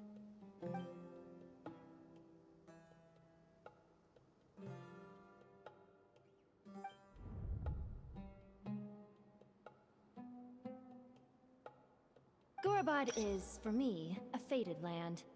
I must therefore return back to this city, where my destiny awaits me still. My master, I am sorry that I couldn't stay by your side for long, and that I could not have more time to get familiar with you. Lilupar. Yeah, we once said goodbye to a friend there. Well, maybe not a friend exactly, but someone we met on the road anyway. She was a strange bottle. If we can find a way to wake her up, maybe she can help solve the situation in Gurabad. Well, be careful. You may find there's more than just the Jinn to worry about. You mean, there are other dangers in Gurabad? It's a sensible assumption to make. The moment we arrived in Caravan Rebad, the Irminsul anomaly started spreading in that direction. Now we've moved to the desert, and suddenly we're plagued by Jinn and sandstorms. To call it a coincidence would be a stretch. Don't worry, we've gotten a lot stronger since our last stint in Sumeru.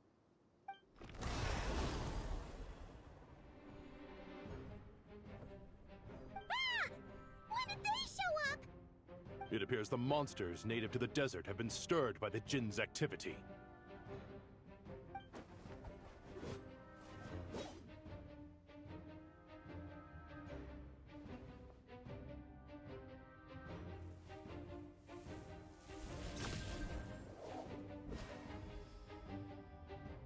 You should get going. We'll take care of things here.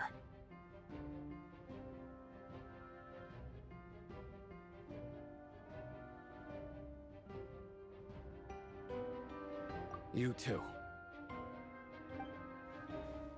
Don't do anything too risky. You got it?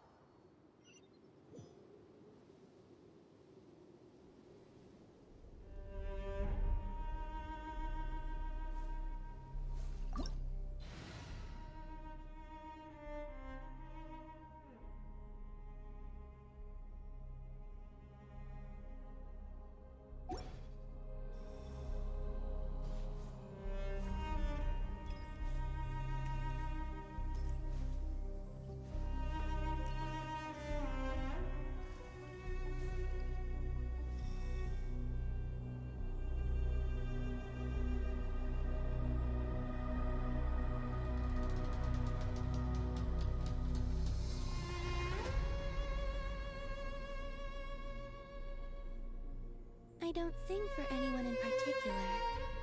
Still, If someone stops to listen, I hope it provides a moment of peace all the same.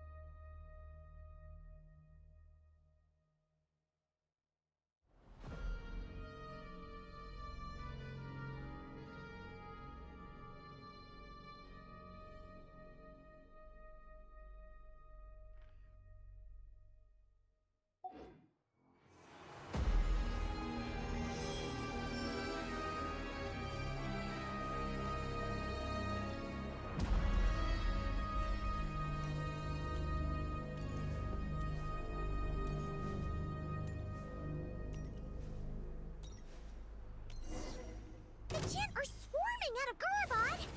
Looks like Al-Haytham was right! Let's get inside and see what's going on!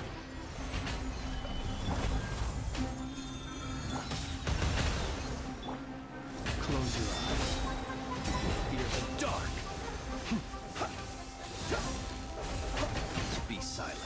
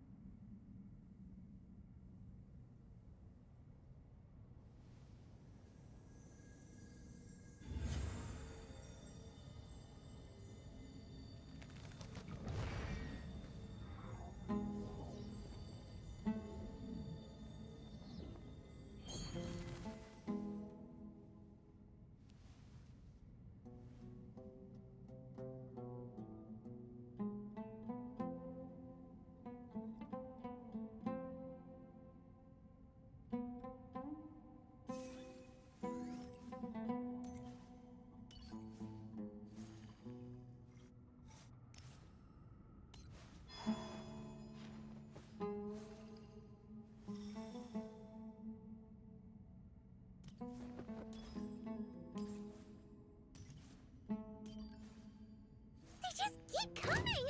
How many of these things are there? We'll never take them all round! Let's just head further inside for now! Observe. Night falls.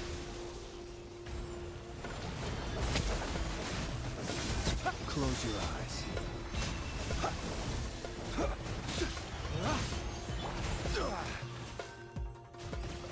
Stabilize!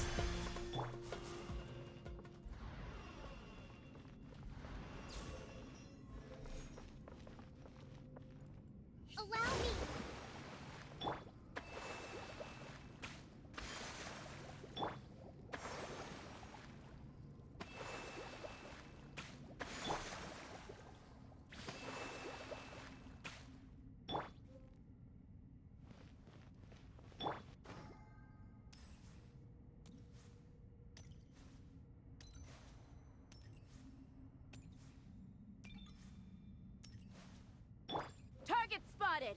All units at the ready. The Fatui? They must be using this place as a stronghold! Are they the ones behind all this?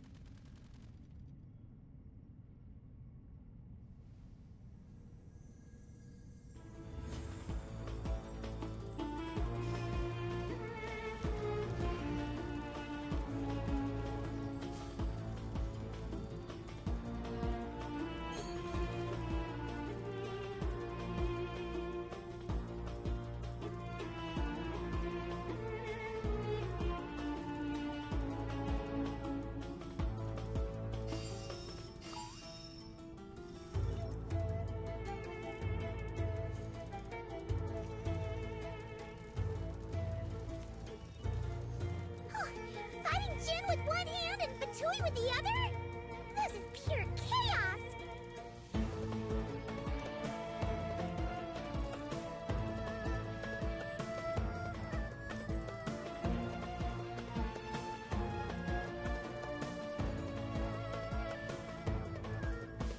I'm gonna fix your skull! Gather! I'm the big one! Observe. Fear the dark!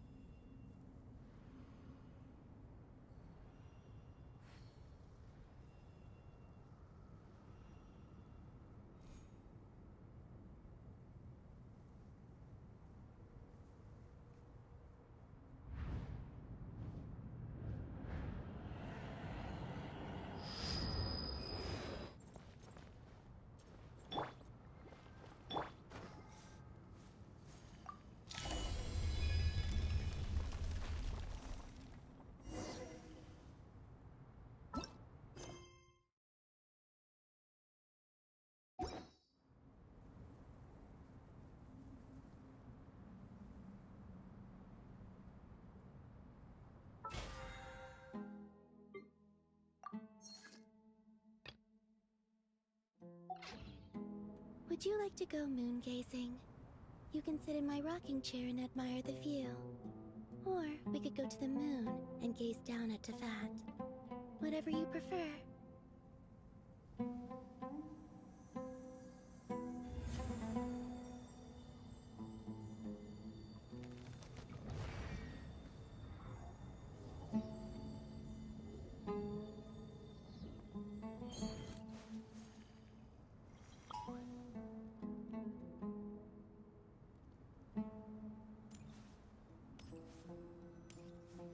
Do you see that strange machine?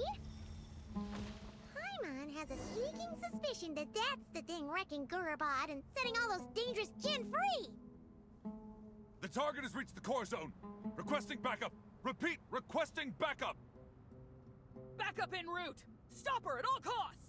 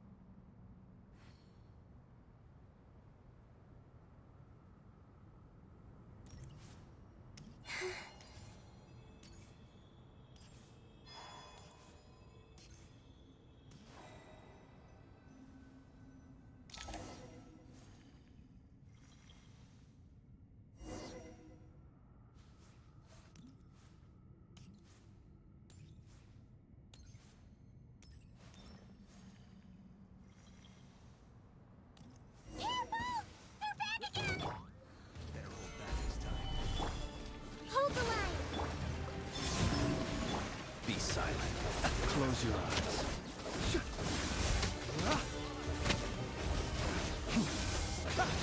Observe.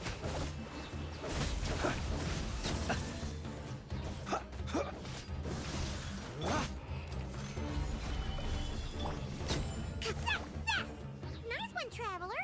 Let's keep going.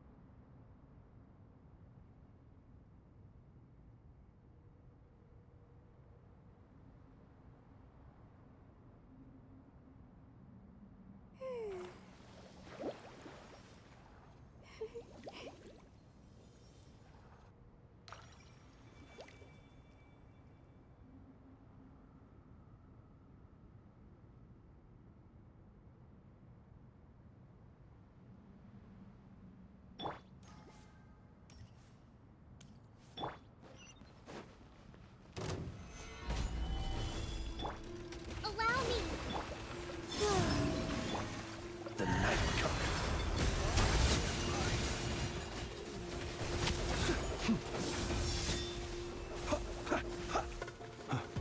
To dust. Be silent. Night falls. Nothing to fear. Stabilize. Hold the line. Close your eyes. Feel the dark. Observe.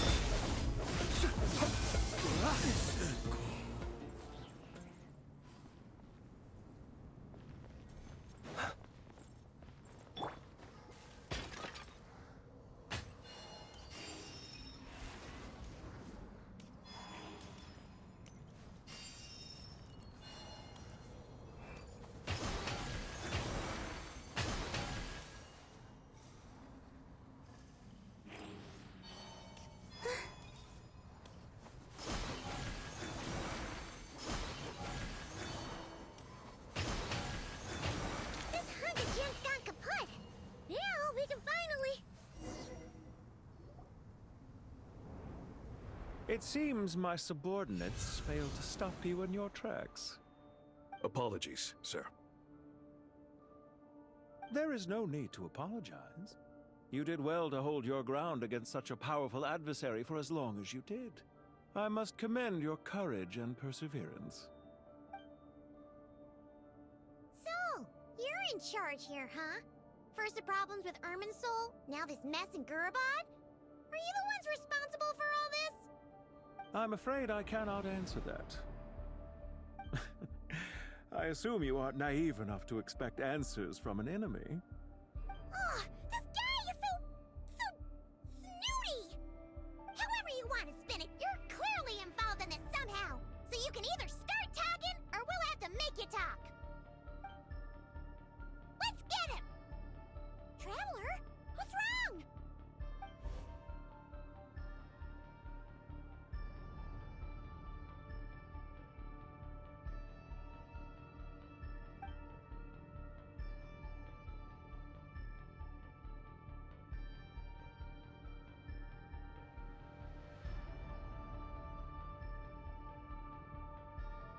You're remarkably calm. Some would act more rashly upon finding the ringleader all alone. But you keep your cool. Even as your enemy, I must applaud you. Did you show yourself just to say that? Is this you trying to take back control of the conversation? Unfortunately, I really don't have anything to say to you. I am here merely to indulge my own curiosity. Your names are well known among the Fatui. Naturally, I wanted to observe you up close while I had the chance. Hey! Don't treat us like we're some kind of exotic animals in a zoo! Oh, I wouldn't dream of it. You seem rather predisposed to misunderstand me. I'm quite aware that you are both heroes of great renown. You have resolved crises in many nations and won countless allies along the way. I've been following your adventures with great admiration. My only regret is that the trajectory of your journey conflicts with our goals. What do you mean, admiration? Sorry, but that sounds pretty weird coming from you. I don't see why. We may happen to occupy opposing sides, but there is no cause for deep-seated enmity between us. To respect one's enemy is to respect oneself. Well, now that you're observing us up close, what do you see? I've observed as keenly as I can. Yet, while I endeavor to understand, your true strength remains a mystery to me. Violence is not my area of expertise either, so, you see, I would much rather converse with you like this than determine a victor with the edge of a blade. Besides, I've heard that even 3 moons in the sky fail to eclipse your brilliance. I know better than to bite off more than I can chew. 3 moons? So, you have a connection with the Harbinger, the Doctor.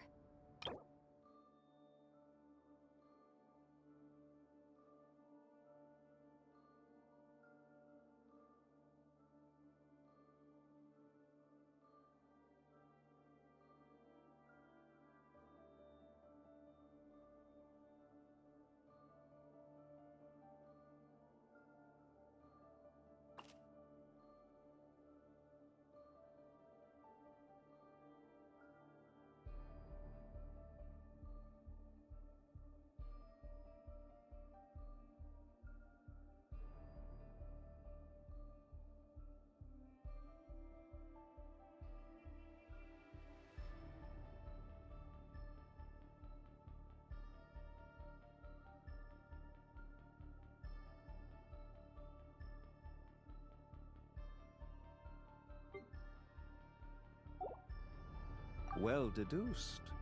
Our commander, Dottore, died in Nodcry, but there are things that do not end with his departure. We must... Look at me. I almost divulged more than I should have. What are you after? Revenge for Dottore? Or are you plotting something else? I've said quite enough, I believe. There's no point in continuing this conversation, except to say, I've noticed that you seem to know your way around here quite well. A repeated visitor to Gurabad, are we? Ugh. I'll take that as a yes. Then I'm sure you'll have heard the story of this place. The mother of the Jinn, Lilupar, and the tragic tale of her vengeance that spanned 3 generations. It was right here that Lilupar once helped the wise to ascend to the throne. But from that moment on, every king who sat upon it was corrupted by power. These degenerate rulers lost control over their nation, and with it, the right to occupy that exalted seat. What are you trying to say? I once admired you for your adventures. That is the earnest truth. But it appears to me that your journey serves ultimately to uphold the rules of this world. Are these rules truly just? Does the heavenly principles rule with wisdom or folly? And how can we be sure that the 7 who wield authority over the world will not be corrupted? Do you seriously think you're gonna convince us of anything? Convince you? I'm sure my commander already tried that. Why would I waste my breath doing the same? If a few words from a stranger were enough to make someone completely change their stance, it would only prove that they never had a firm will to begin with. I am merely stating my position, so that we might understand each other better. One's enemy in the present may not necessarily be an enemy for life. As for what game I'm playing here, I'm simply buying some time. But now I must bid you farewell. It was a wise decision not to attack me immediately. Since you did not fall for my ambush, I will now have to ask those in hiding to reveal themselves.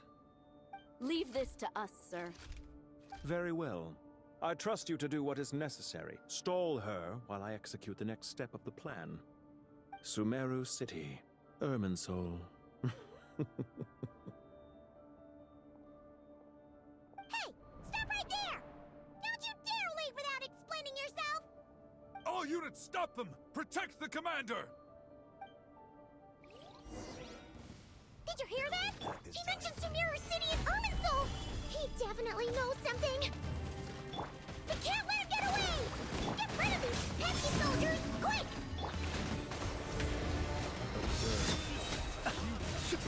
Fear the dark! Rear guard to the front! Don't let them through! Get that thing in position!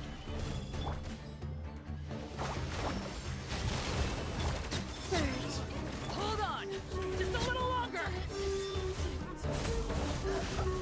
Fear the dark! Close your eyes. We finally beat them! That mysterious guy can't have gotten far! Let's catch up with him!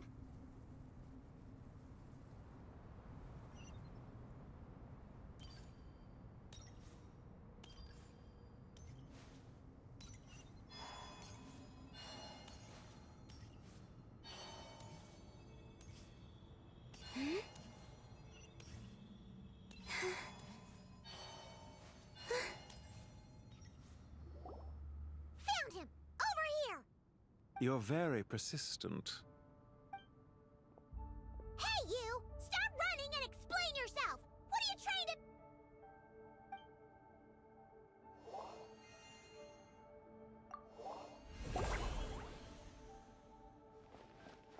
What's this?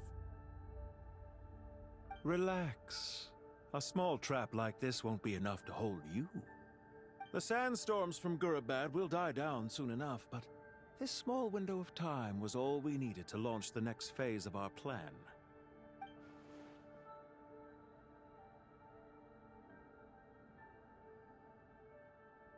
Don't be discouraged. I knew that someone would come here eventually, so I planned ahead. Where to chat with you, which door to exit from, even which mechanism to wait by for you. I thought through every detail. You, meanwhile, know nothing of who I am. So far, you've only heard my voice, and for all you know, it may not even be real. But not to worry. This is only our first meeting. It shan't be our last. Just answer me one last question. Why do you continue to follow Dottore? He has conducted countless cruel experiments, even on his subordinates. Follow isn't quite the right word. Let's just say even those you see as villains have their friends, even if they aren't the most sincere of friendships. When any set of rules is established, there will be those who benefit and those who lose out. People will do anything to justify what they have gained or escape from the hardship imposed upon them. Neither he nor I are tolerated by the rules of this world. We were both searching for a new order. Our ideas of the final form that should take may have differed, but our journeys took a shared path. Goodbye, Traveler and Paimon.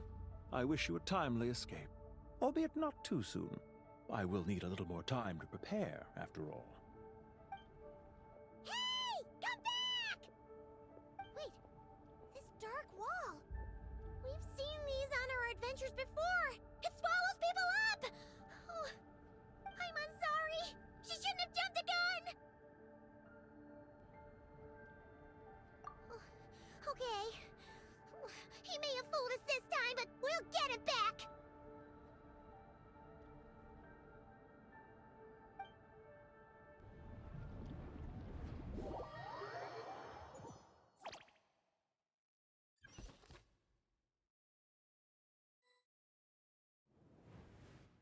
Sino and his team are guarding the north.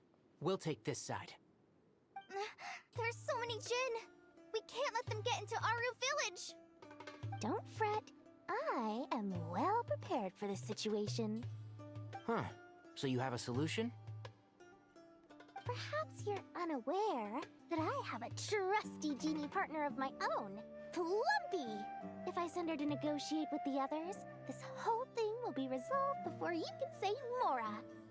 Off you go, Plumpy!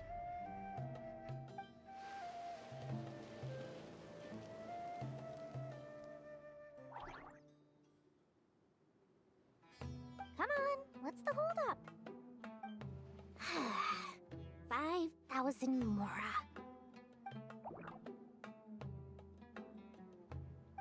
20,000 mora.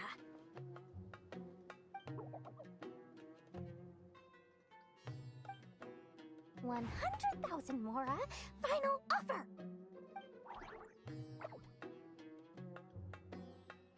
Ah, so she's a hired partner.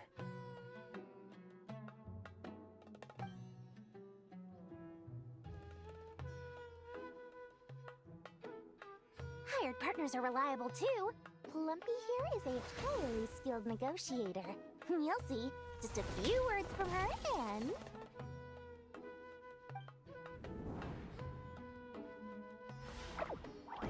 Plumpy! Don't you, Jin, have any respect for the rules? This was supposed to be a negotiation! How dare you treat my messenger like this? You wanna play rough? Two can play at that game!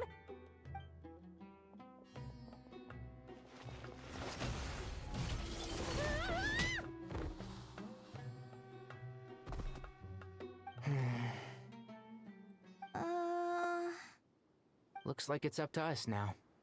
Be careful, Kale. Yes, Master.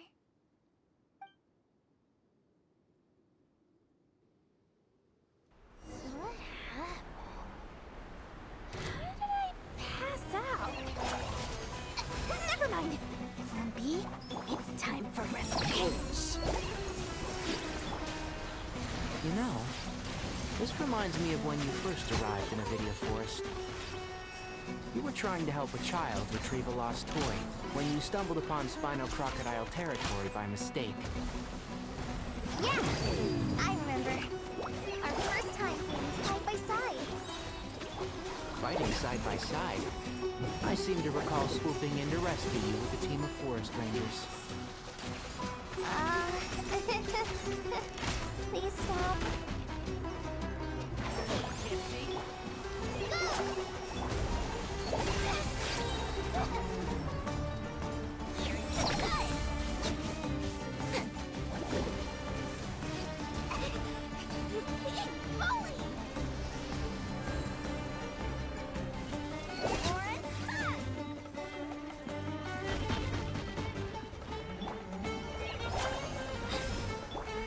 One with the force. I've not finished my research. Just like we rehearsed. Hi. Forest Ranger.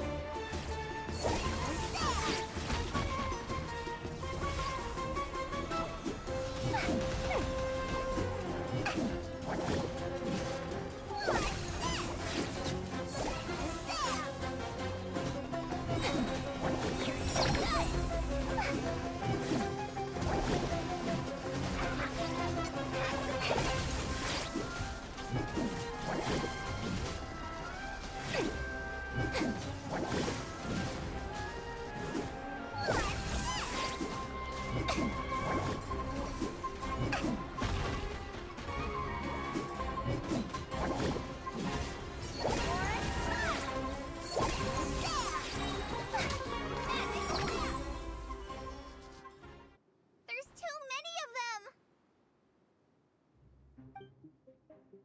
I can't believe I used 12 rare items in one battle! Ugh. I shudder to think how this is going to affect this month's accounts. The sight of that glaring deficit might be more than my poor heart can take. Tainari, how's the situation on your end? We held the line, though it was a close call. But it looks like they're preparing for another attack. Has something happened? They've breached our defenses in the south. The Jinn are pouring in. We're moving the villagers to the north as we speak. We're hemmed in. This is getting precarious. Our margin for error just got a lot smaller. That's why we wanted to confirm your status. We need to consider our next move carefully. Bad news! Another line of defense has been breached. Kale, go with them and assess the situation. Dory and I will hold the line here. But Master! Even with 3 of us, we barely managed to. This is not a discussion, Kale. Don't worry about us. She clearly still has plenty of tricks left up her sleeve. Wait, you can't pin all your hopes on me? Oh, great. I've almost run out of the things I brought with me, and the rest is back at the caravan. I should be able to hold out for a little longer, but still... Master! Need any help? Huh? What is it, Kale? If things continue like this, it won't be long before Aru village is overrun by Jinn, and the sandstorms are sure to follow in their wake. I do have a plan, but I can't guarantee it will work. I don't care. Whoever you are, please just help us. The only one who can help is you. I am merely here to guide you along the correct path. I am a spirit created at the beginning. I am a flickering illusion. I am the shimmering light that flows from the eyes of the Creator.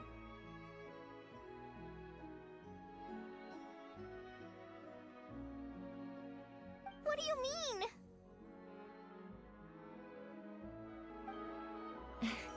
It doesn't matter. You don't need to understand it. Just repeat after me, one line at a time. Watch out! Jinn incoming! I am a spirit created at the beginning.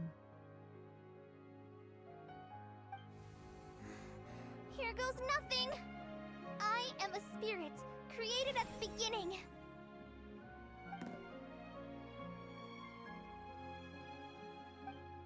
I am a flickering illusion.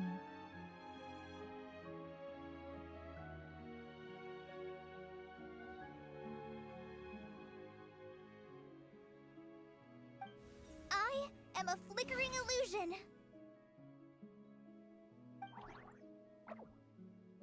What's wrong, Plumpy? I've never seen you so agitated before. But how do you... Do you know what Kale is reciting? I am the shimmering light that flows from the eyes of the Creator.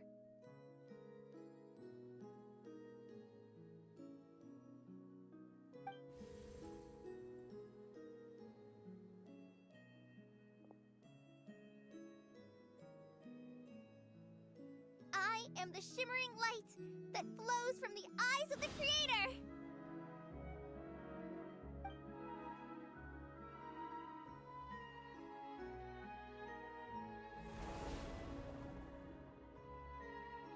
It's a song composed by the goddess of flowers. But very few records of it remain, even in historical texts. All we have is a few fragments. Is Kale an avid historian? Not to my knowledge. The Jinn have actually quieted down. Although... Oh, it's more than that. It looks like they're showing... submission. Clearly the songs left by the goddess of flowers have a soothing effect on them. At the very least, they're much calmer now. Really? Let me try. I am a spirit created at the beginning.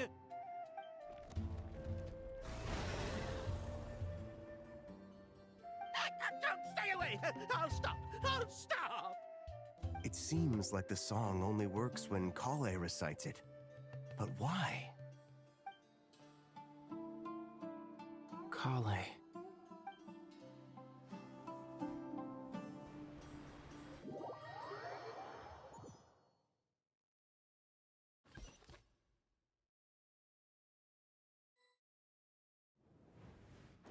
Yeah! Any luck?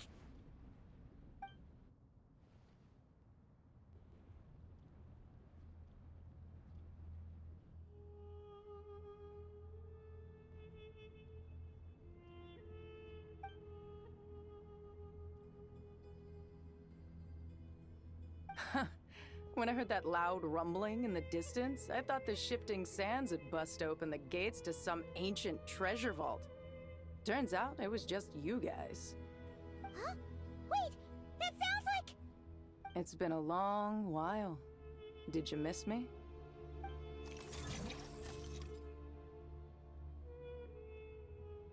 Jet! Ben! Let's save the catching up for later. First, I gotta get you guys out of there.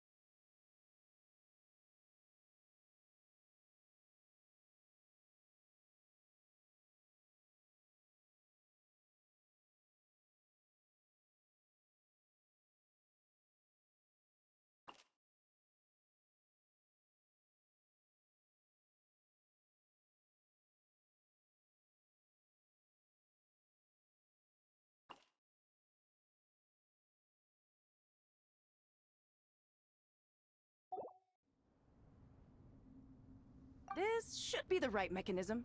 Ben, can you handle it?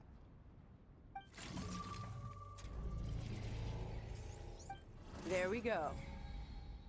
Come on, let's leave this place.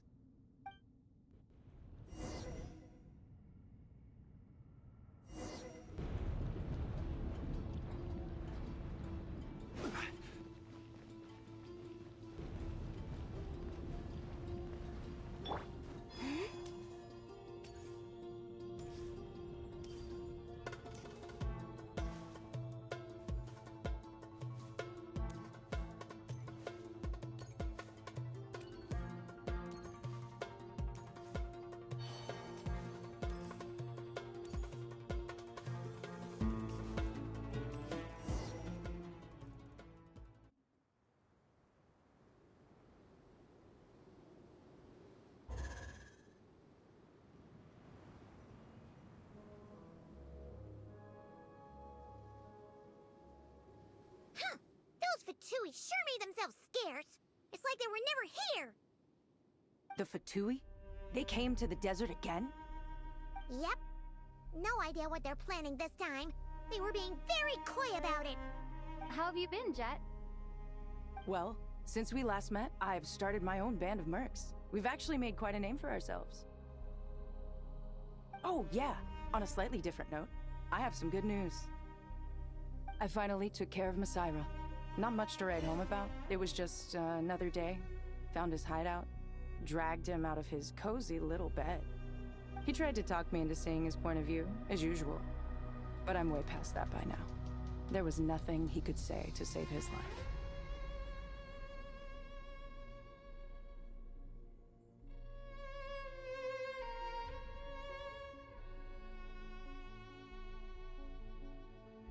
What about you guys?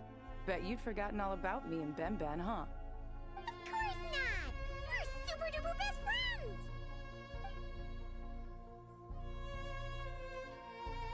Wow. Sounds like I should make time to visit some other nations too. Anyway, what brings you to Gurabat? Oh, right. I almost forgot. We're here to look for Lilupar. That bottle? Seriously? Yeah! We need her power to calm the Jinn and stop the sandstorms. Here's hoping we actually manage to find her, after all the trouble we've been through. Surely with everything's been going on in Gurubad, she must have woken up, right? Only one way to find out.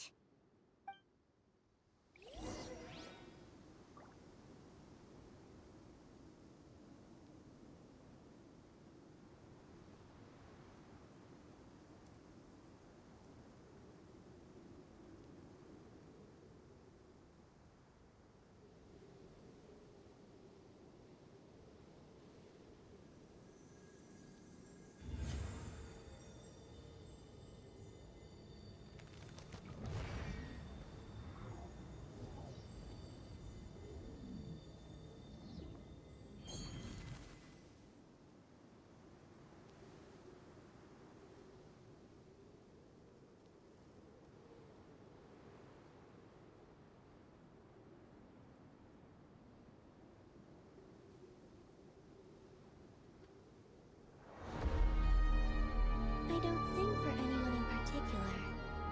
Still, if someone stops to listen, I hope it provides a moment of peace all the same.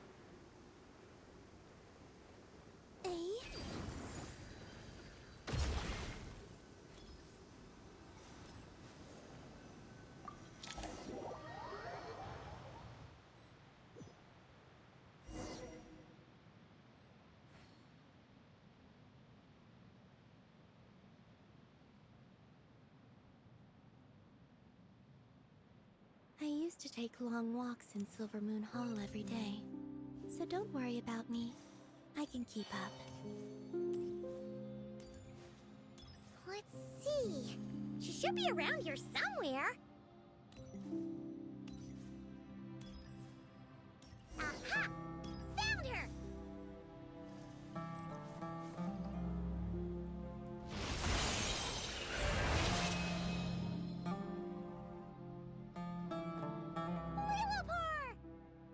What a long dream that was. It's been a while, my master. Oh, and you're here too, little wildcat. The four of us back together again. Imagine that.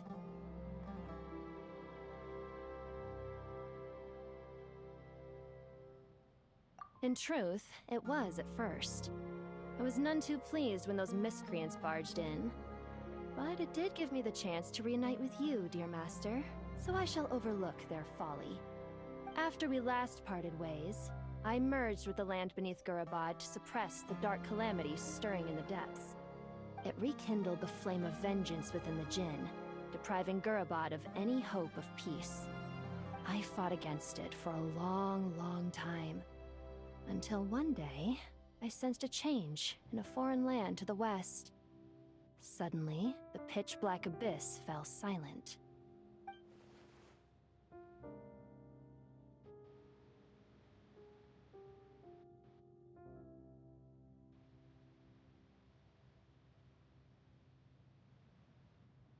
Once satisfied that that dark power could no longer bewitch the Jinn, I too fell into a deep slumber, from which I have only now awoken.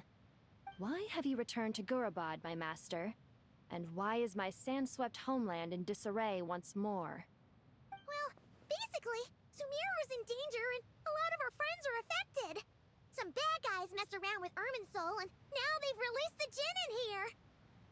We managed to chase off the culprits, but we have no idea how to seal this place back up and stop the sandstorms. Child's play. I shall quell the Jinn and scatter the storms.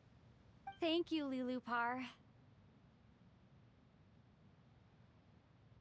No need to thank me, my master. I have granted many wishes in my time, and this was the most trivial of them all.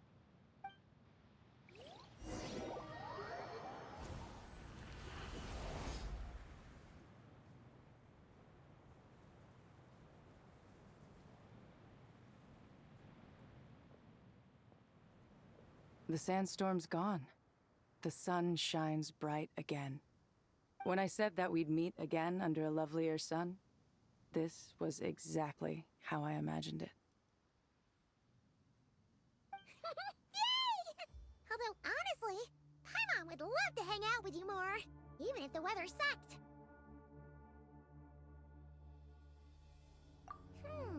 Well, there shouldn't be any more Jinn breaking out, right? Are we okay to head back?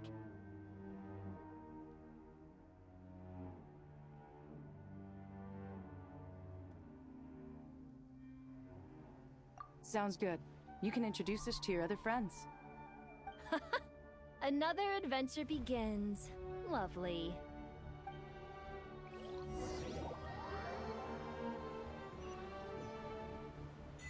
The storms have stopped! We should be able to get to the Temple of Silence without any problems now. Time to regroup!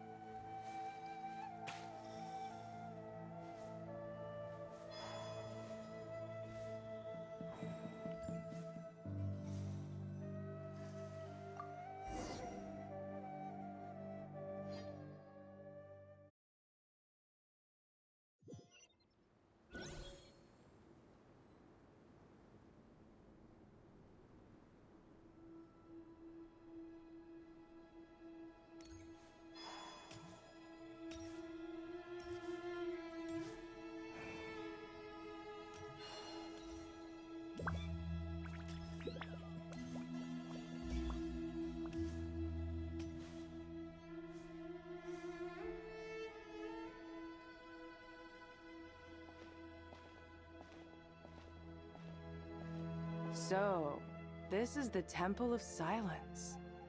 I've heard the Nagarjanites mention it in passing, but I never imagined it would be this big. It's colossal. I thought the temple moved to the rainforest ages ago. When did they scamper back into the desert? I don't know. This plan sounds a little too risky for my liking. Even in King Deshret's day, this was experimental technology. We have no idea what could happen if we activate it. Well, unless you know of another viable alternative for the Akasha terminal, I'm afraid this is our only option. The plan is sound, and the risks are manageable. However, if we are to proceed, we must act quickly. The scale of this project is enormous. Even with Kaveh, Faruzan, and every other scholar of mechanics working on it full-time, the proposed modifications won't happen overnight.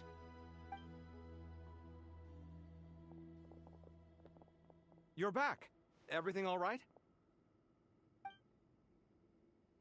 And who are they? Friends of yours? Pretty much everyone in the Temple of Silence is. This guy's Kaveh, and the one next to him is Alhaitham. Hello, I'm Jet, and this is Lilupar. Oh, a famous name from the history books. Pleased to meet you. A friend of a friend is a friend of mine, as they say. Who's they? Huh? Do people not say that? Not in the desert. Friends you can trust, but friends of friends? Gotta keep an eye on them. Still, I do trust the Traveler's judgment. I'm sure you're good people. The sandstorms have calmed down. I take it the Gurubad problem is resolved? What did you find?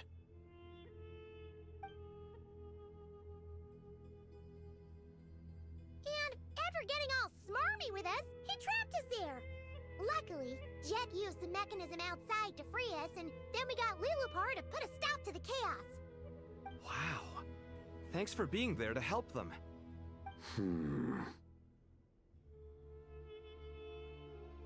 So, this mystery man openly admitted that he was merely a Harbinger subordinate. Yeah? Is there something weird about that?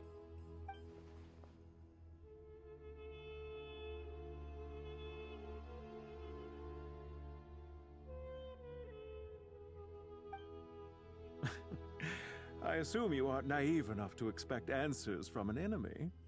Well deduced. Our commander, Dottore, died in Nodcry.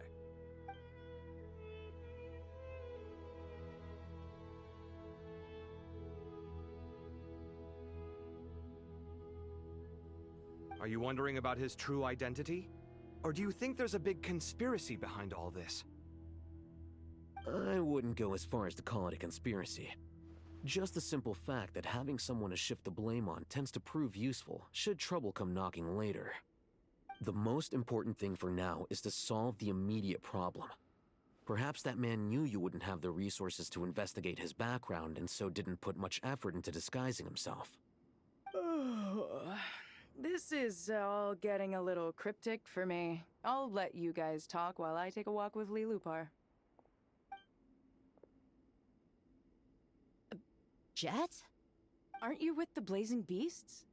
What a coincidence. Didn't expect to run into you here. We're mercs. You can run into us anywhere. Who's this with you? So, did you find the solution you were looking for in the Temple of Silence? You bet we did. This place is incredible. It has everything. So far, we've discussed a plan and verified its feasibility. Building a new system from scratch is out of the question. So our...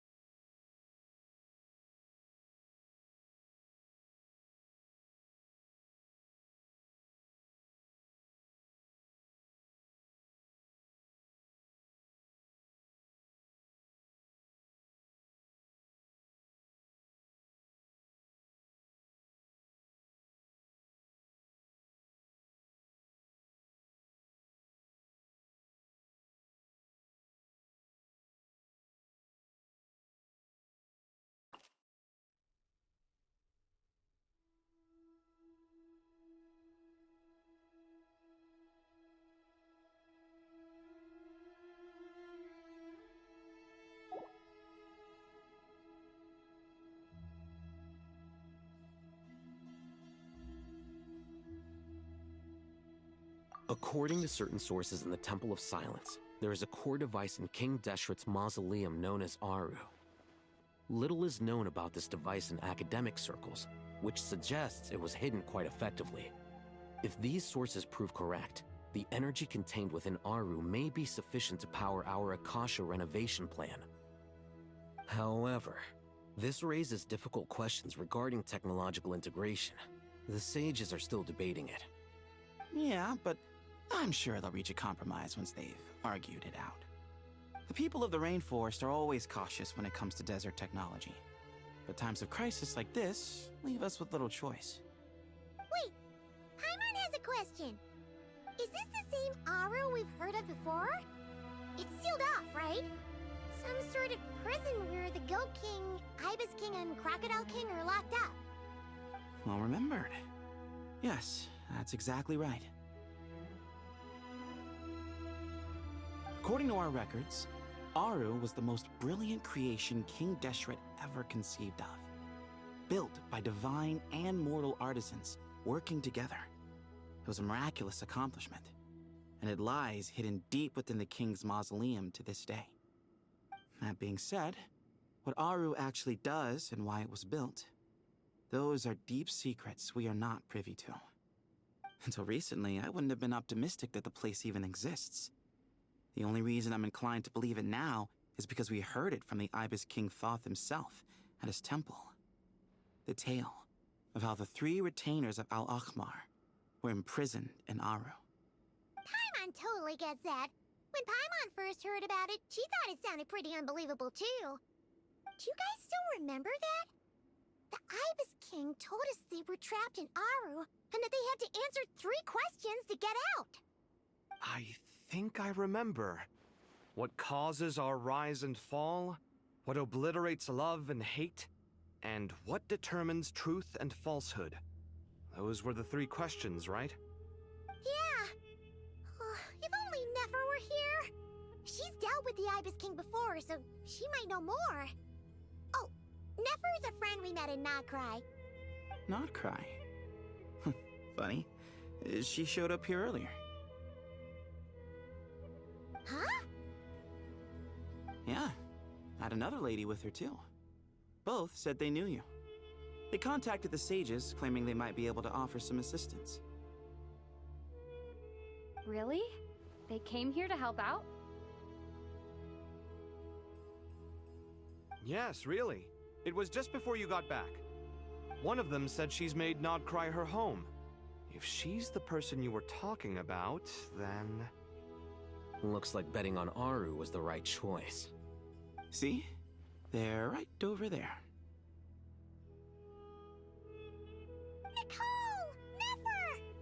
Nefer! Why, hello!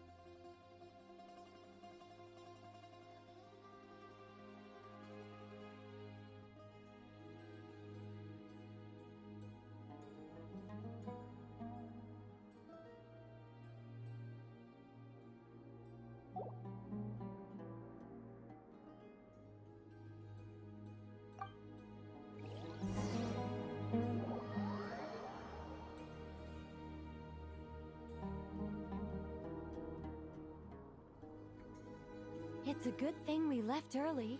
We almost got locked out. Locked out? What do you mean? Oh, you haven't heard? An invisible barrier has appeared around Sumeru's borders, cutting off all travel in and out. No one can leave and no one can enter. Sumeru has become a lonely island. Are the Fatui behind this too? Actually, no. This has nothing to do with them. I suspect it's a defense mechanism within Irminsul itself. Irminsul is the source of Tevat's ley lines, after all, and Sumeru is the nation closest to it. I imagine this function was put in place to seal the entire region off in the event of serious damage, preventing the disaster from spreading to the rest of Tevat. It may have been implemented long ago. people here won't be able to escape to other nations if the anomaly keeps spreading? Currently, that does appear to be the case, which is precisely why I am here. This is a critical moment for the world, and Sumeru is the eye of the storm.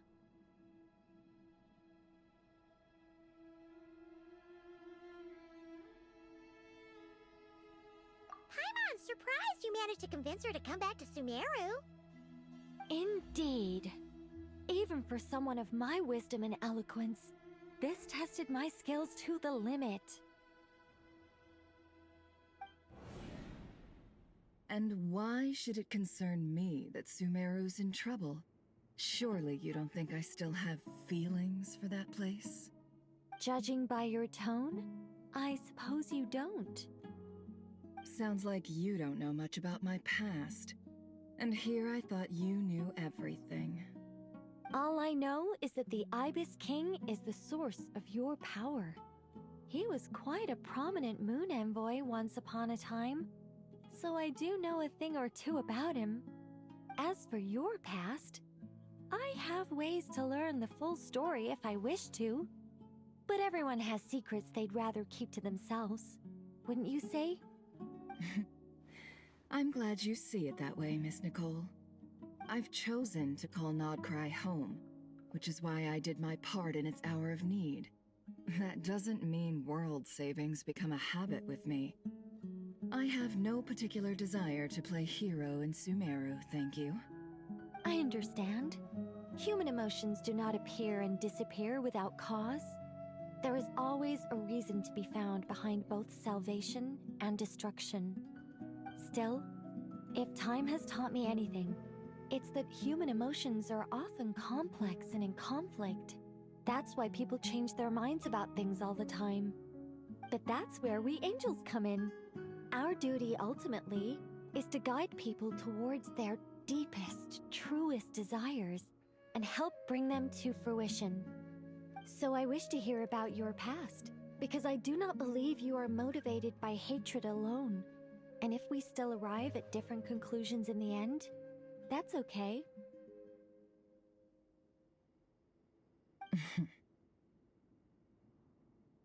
I refuse.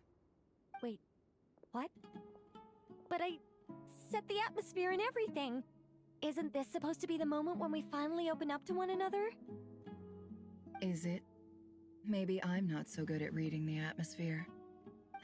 You're right, Nicole. There's more to me than just hatred. Had it consumed me, I'd be left stuck in the past forever, never living in the present. But I don't think that your guidance can change my mind. The all-consuming sands, the bloodshed, both deserved and undeserved.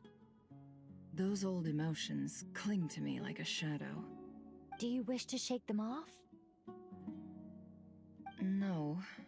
I hope to remember them forever. Those emotions and memories shaped me into the person I am today. They'll always be a part of me. In that case, would you like to hear my perspective, at least? Sure. It's not every day you get to hear an angel's opinion. A long, long time ago, when the angels still walked freely upon the earth, I found life tedious. Monotonous work, lukewarm relationships. Things weren't nearly as interesting as they are now. And yet, since the angel's demise, I have found myself missing those days on more than one occasion. Human emotions are often attached to a person, a place, or an object. When those things are gone, the memories quickly fade, and the emotions slip away along with them. If Sumeru were destroyed, both rainforest and desert would be no more. With the object of your hatred wiped from existence, it would not take long for the memories buried deep in your heart to slowly fade. Both love and hate are intense emotions, but they are nothing compared to the void left behind when they disappear. Most sophisticated, Miss Nicole. But anyone focused on the future could only ever applaud the destruction of the things they hate. Still, I'm a special case. Someone once told me that human memory is more selective than a Mora-hungry merchant choosing between customers. We all need a reality check once in a while, so we don't forget the truth. As much as I dislike Sumeru, this is no way for it to perish. All right, you win. I'll help you out a little, but I won't work for free. How much will you need? You're not gonna milk this for all it's worth, are you? What do you think? I'll be upfront with you.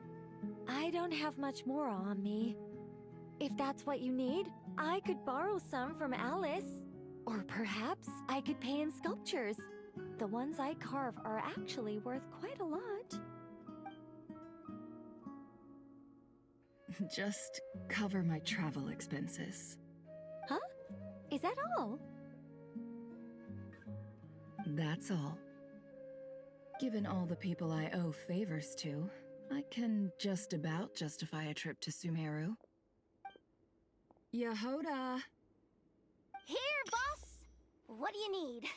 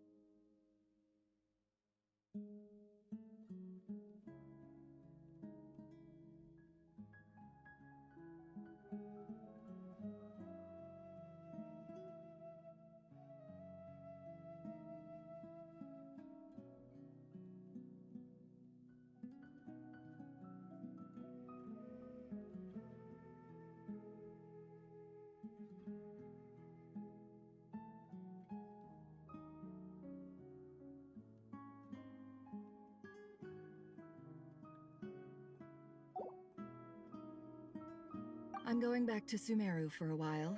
While I'm away, you'll be in charge of the curatorium. Me? I'm in charge? Whoa! Don't worry, boss. You can count on me!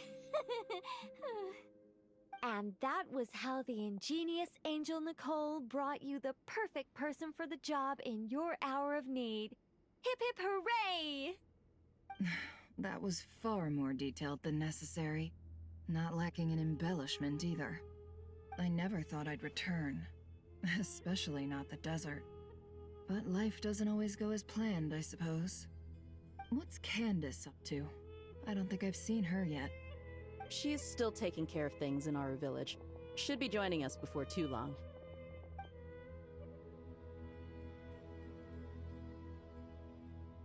Oh, and sorry. Hope we're not interrupting anything. We have some good news, though. We're planning to go to the mausoleum of King Deshret to look for the legendary Aru, then use it to try and restore the Akasha system. According to records in the Temple of Silence, the mausoleum houses something called Aru's Chute, which can be used to establish connection with Aru. We still have some time before we leave, so there's no rush. By the way, who are these two new faces? Just call me Nefer. I'm based in Nogcry. Did I hear you mention Aru? Correct. Well, I happen to have a connection with one of the 3 retainers imprisoned inside, the Ibis King. I'm here to get things done, so if you don't mind, I think I should come with you. That sounds perfect. Miss Nefer, are you from the desert by any chance? Why do you ask? I don't know. There's a familiar air about you. Plus, you mentioned Candace. Sorry, I don't mean to pry. It was just a random thought. I'm Dia, an eremite mercenary. My work usually keeps me out in the desert. I'm on good terms with Dory, and she's mentioned you all before. It's nice to finally put faces to the names. However, my associate here is probably less well acquainted with you. Why don't you all introduce yourselves? Actually, I'm a little better acquainted than you might think.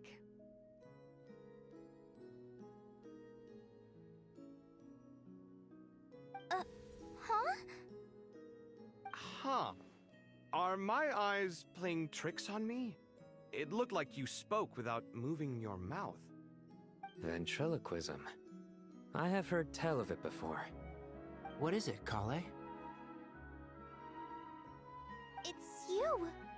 You're the voice who's been speaking in my head, aren't you?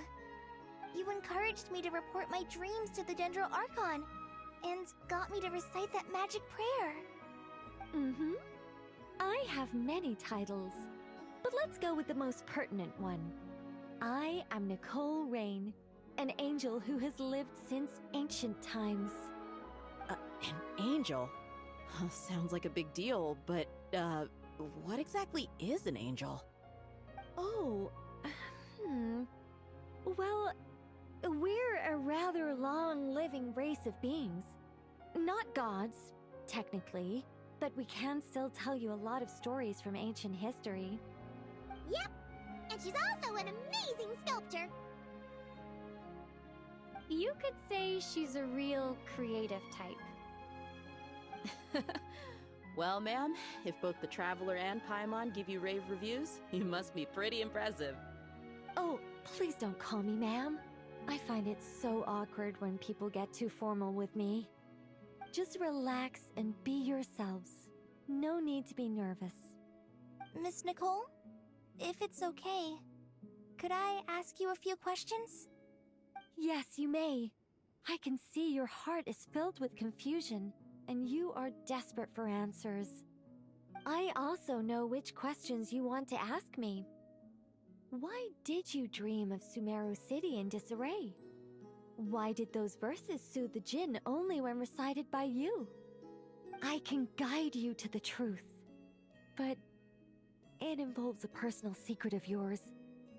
I'd prefer to speak with you alone, if possible.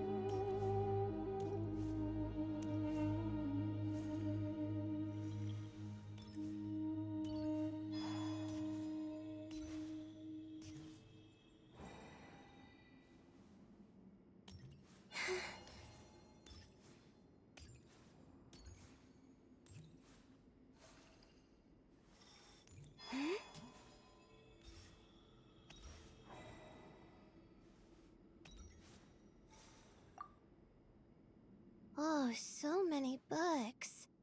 More than I could ever read in my life. But I've learned a lot that the textbooks could never teach me. I never realized that people in the distant past thought about some of the same questions we ponder today.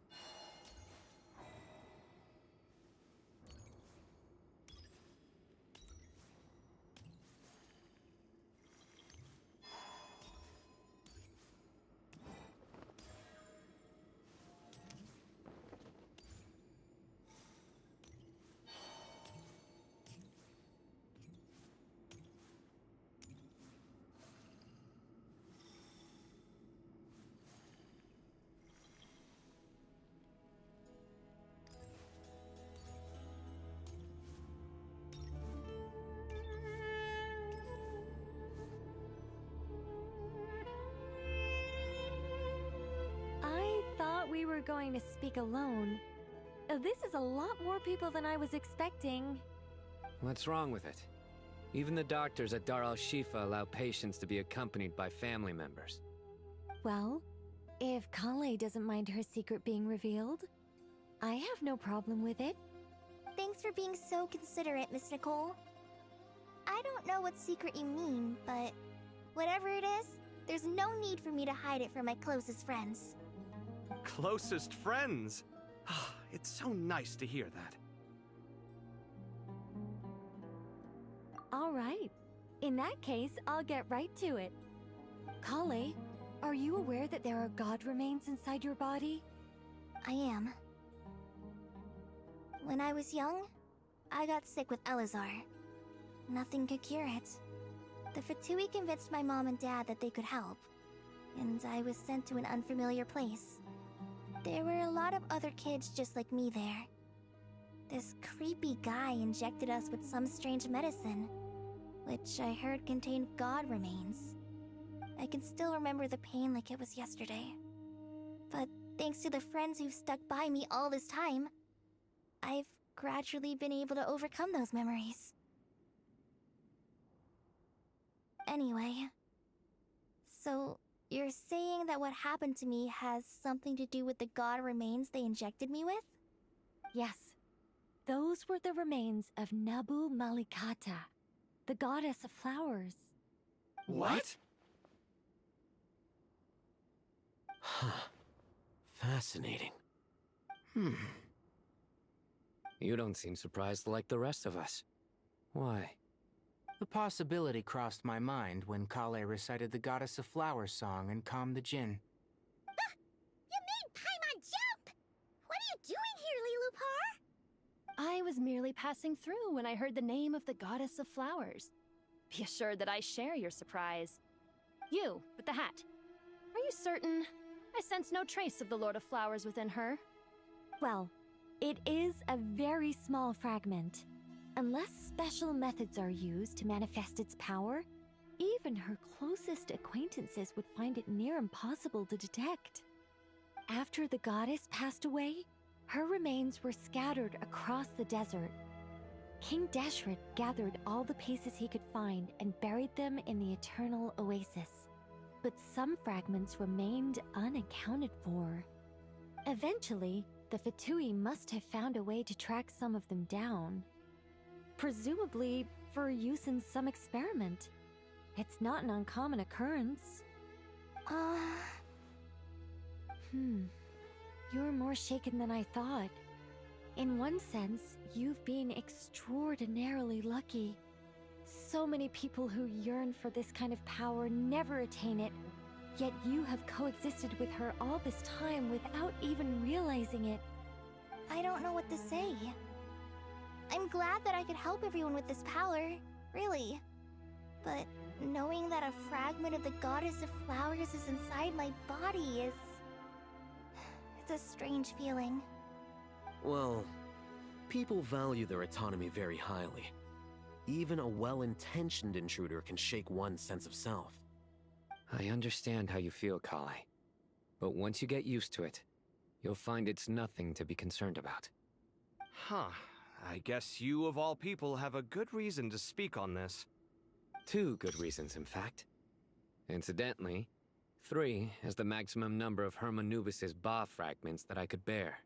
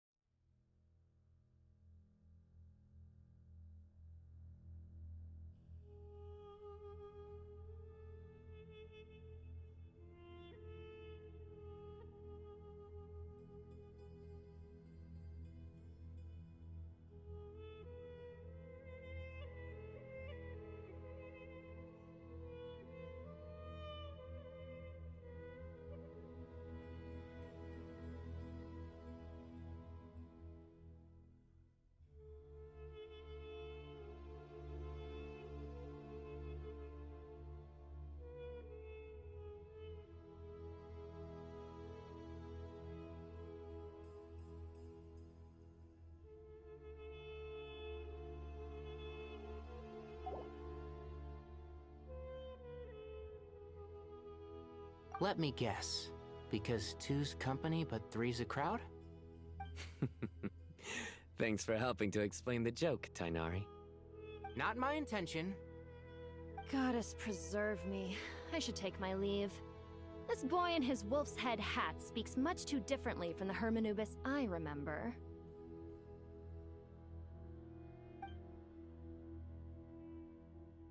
Kale, all I'm trying to say is, no matter how many Hermanubis fragments there are within me, you wouldn't think of me as Hermanubis. In the same way, you are simply you. Yeah, I know what you mean. So about that dream I had, was it a warning from the Goddess of Flowers? Yes. Just like me, she was an angel created by the primordial humans, born with the instinct to guide living beings. Though her body and soul have perished, her essence retains its natural instincts. Even her smallest remaining fragments would do their utmost to send you that warning. The Mother of Dreams? Lord of Flowers and Oases? She must have had a premonition. That is why she gave that dream to you. We won't let our efforts go to waste. But I still don't understand. Why me? Yes. Why indeed? You weren't the only one injected with God remains, but only in you have her fragments persisted. I suspect it may be because of the firm will you showed in the face of suffering. She was likely assimilated by that will. Of course, this doesn't mean you have to shoulder any extra responsibility. As this young man said, you are who you are, and that will not change. All right, any further questions from the family members of the patient? If not, we should head to the mausoleum of King Deshret. Let's move out. Time to put our plan into action. We all hope it'll work. But will we really be able to open Aru? And even if all 7 pillars of King Deshret agree to let us proceed, the scale of the work to follow is daunting, to say the least. Haven't you handled other big projects before? I mean, the biggest project I've worked on to date is probably the Palace of Alcazarzaray, I guess? But this is orders of magnitude beyond that. It's a total nightmare. Look on the bright side. At least this time you're actually here when Sumeru needs you most. You won't have to come asking me for details after the fact. Mock me all you want. But now that I'm here, things will be resolved far more quickly and smoothly than last time. Kave's self-doubt disappeared in an instant. Like magic. Well, this confidence is most gladdening. Now, go and pack your things. We'll head to the mausoleum as soon as you're ready.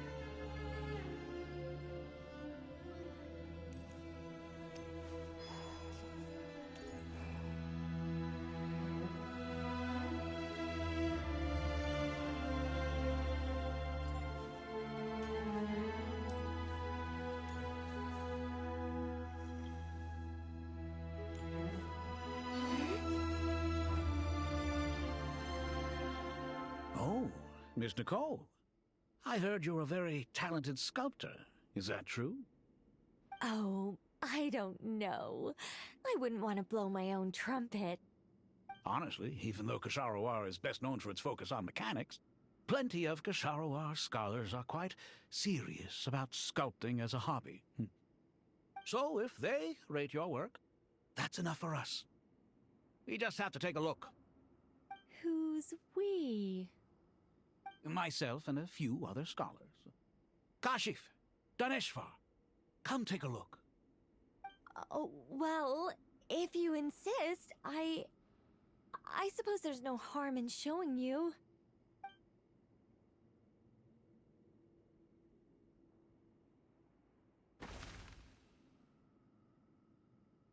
Whoa! Where did that come from? Look at the level of detail. It's so lifelike. The squirrel descends from the heavens like a champion, and the earth trembles beneath its feet. What do you think? Striking, isn't it? Kaveh? Kaveh, come here for a sec. Oh, and Madame Faruzan, didn't you used to study in our darshan? Come take a look. All right, but hang on a moment. I have to finish reviewing this proposal first. You called? What is it, youngster? This squirrel statue. Isn't it cute? Oh, a squirrel. I wouldn't say cute per se. The realism is what stands out to me. Were you trying to carve a statue of a hero, young lady? Oh, a hero? I suppose so. Actually, I didn't really have a specific theme in mind. I just started working on it, and this is how it turned out. I see. Well, do you tend to read novels about heroes in your spare time? As a matter of fact, I do quite enjoy those. Everyone loves a good tale of daring do, right? Then perhaps this statue represents the heroic tale you long to see deep down inside. Also on the subject of heroism, I feel that if the subject posed with a finger raised towards the heavens, it would lend a greater gravitas to the overall image. I'm sure some would call it cliché or old-fashioned, but not me. I think it would be a perfect fit. It has a certain classical beauty about it. Kaveh! Sorry, Madame Faruzan, I'm a little busy right now. Don't wait up for me. What a pity. That young man has excellent aesthetic tastes. I was hoping to ask him for his opinion. What a genius idea! Why didn't I think of that? Classical beauty is a great direction to explore. That's it. Once I get back, I'm going to sculpt a heroic squirrel pointing its finger towards the sky. Precisely. A declaration of victory. You understand my vision.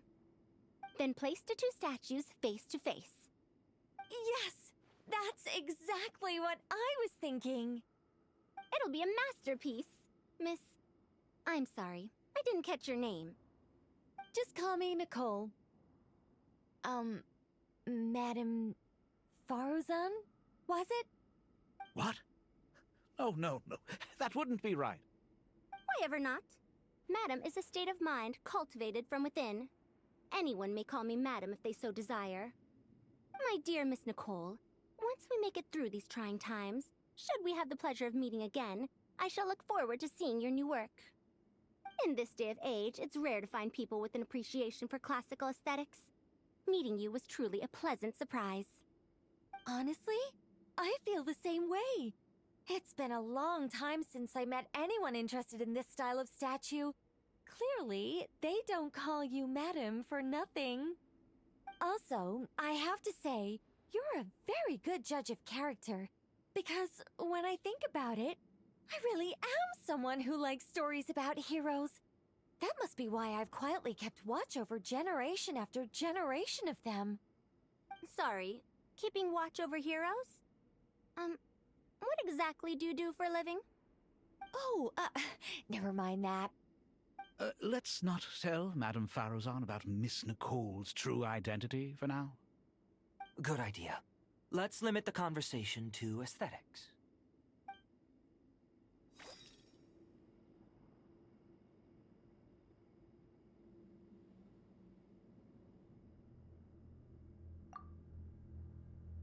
Let's not tell Madame Farrozan about Miss Nicole's true identity for now.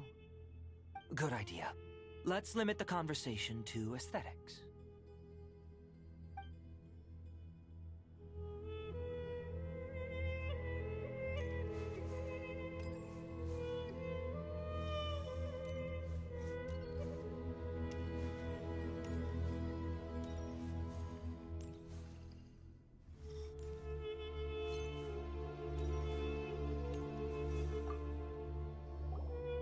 Paimon! Thanks again for your notes. I'm done copying them, so here you go. You're welcome.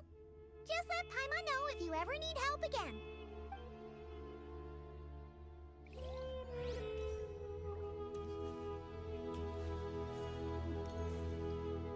Oh, so many books. More, but I've learned a lot.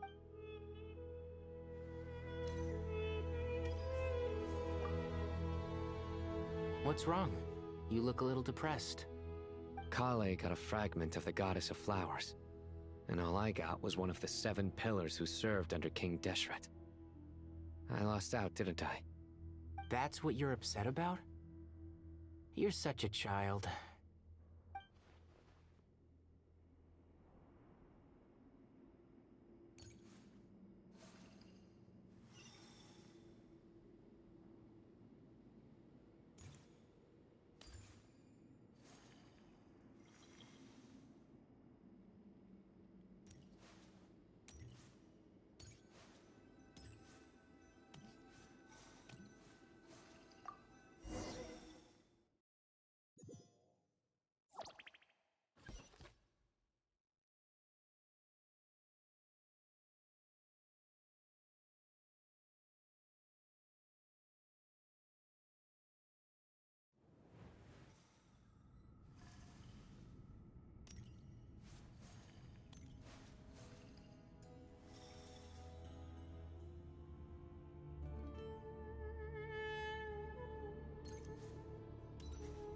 I hope everyone's ready. We'll be arriving at our destination very shortly.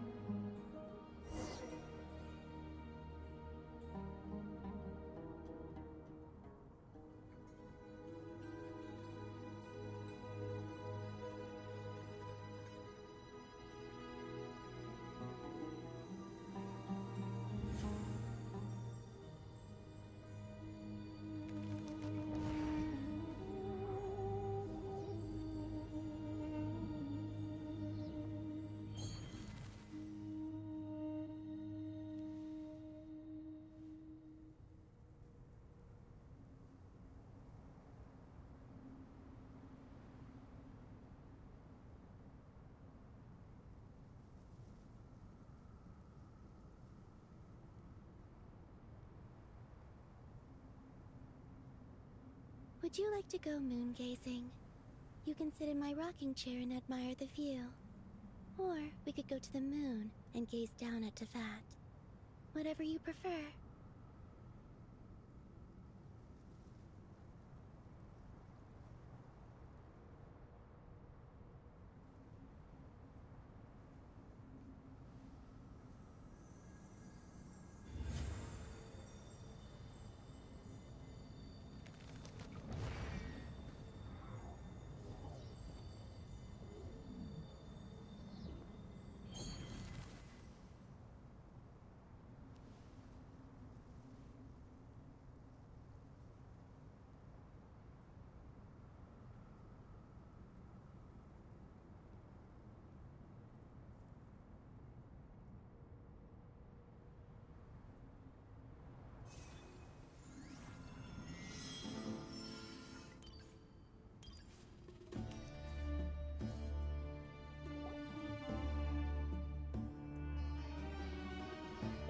not seen so many visitors ever, really. What is this place now, a tourist attraction? Ah, closer inspection reveals many familiar faces. To what do we dusty old fellows owe the honor? Surely you're not just here to chat. You surmise correctly. We are here to carry out a rather enormous project. Ho, enormous, you say? How large, then? Larger than the gaping void in our lives? Why, you've even put a smile on Goatee and Crocco's faces. All this activity is making for quite a special day.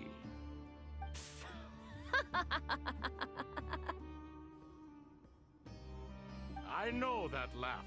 Lilipar? What on earth are you doing here? Oh, this is hilarious. Turns out good things really do come to those who wait. As long as you stay alive long enough. When did you three get locked up in here? And still you act all high and mighty, putting on a show for the younglings. Truly hysterical. Why, you... Yes, I know. No need to shout. You're right, Lilipar. Goatee, Crocco, and I all have the same problem.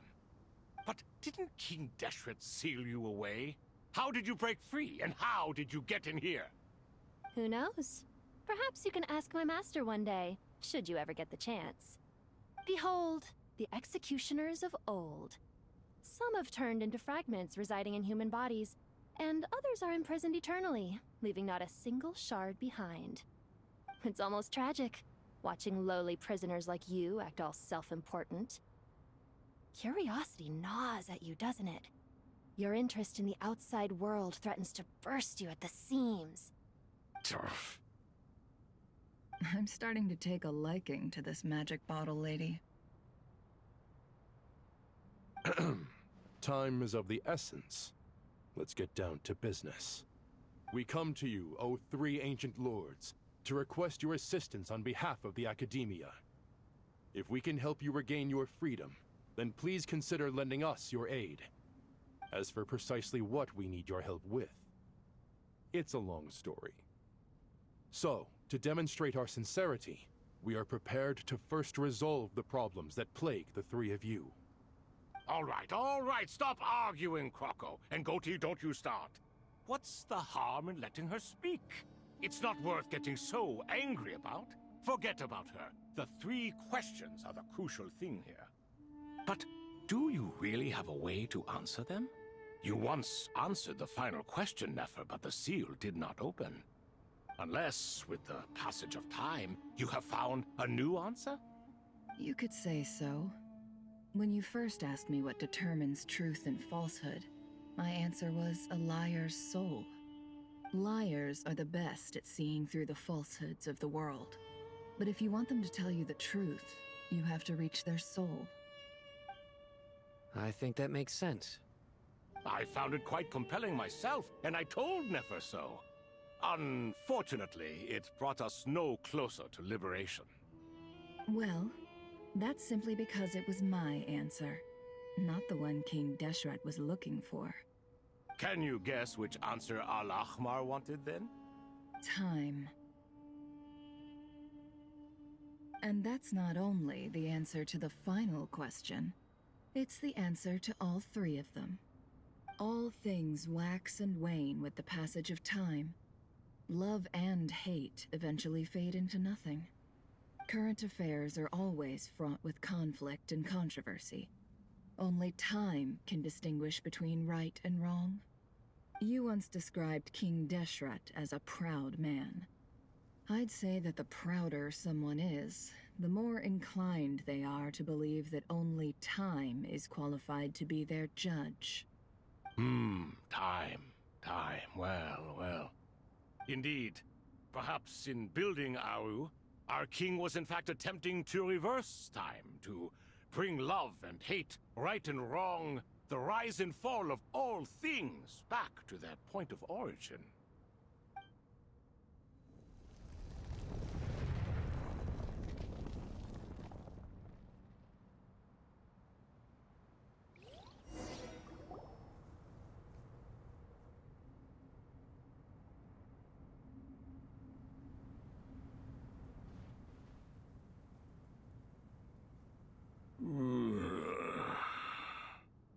This is the most eventful day I have experienced in a long, long time. You have my sincere gratitude.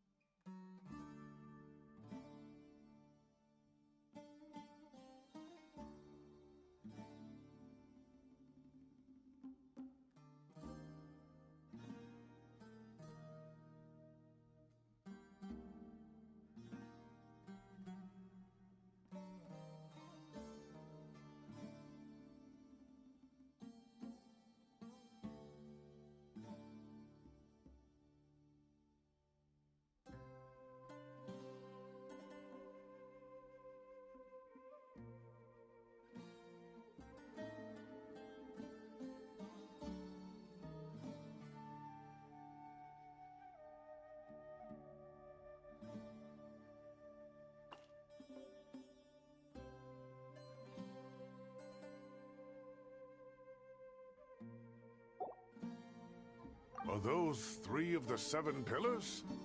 Turns out the statues were quite faithful to the source.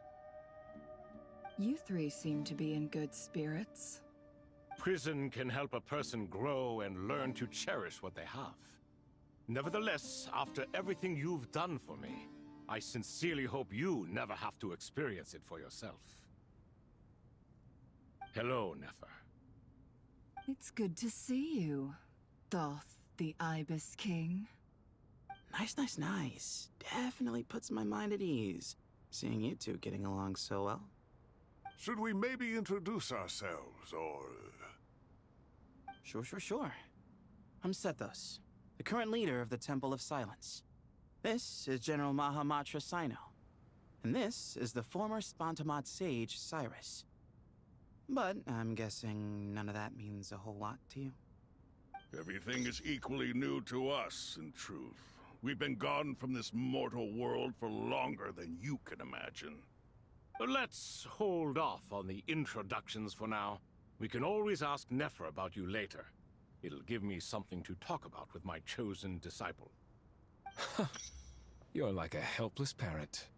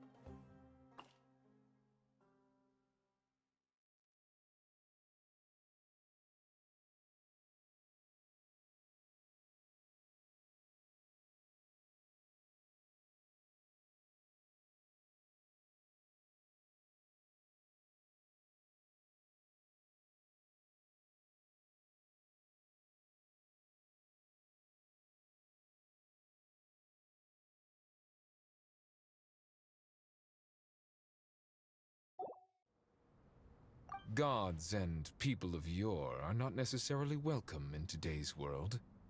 Self-awareness is one of my finest qualities. I thought I ought to share its fruits with you two. Is that so? Well, I think we'll take it in stride, just as we did with the 3 questions. Let's not forget, it was my persistence that won you both your freedom. Fair point.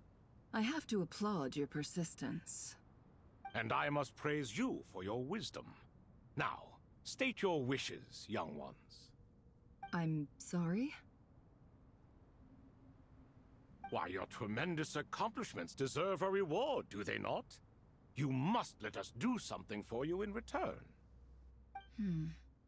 General Mahamatra, what do you think? I won't beat around the bush. Sumeru is facing a crisis the likes of which have never been seen before. And we need your help. Every calamity throughout the ages has been connected to us in one way or another, whether we were its cause or consequence. Whatever is wrong with Irminsul, it severely affected the Dendro Archon. She fell into a coma and is currently receiving treatment from the Dendro Dragon. The Dendro Dragon?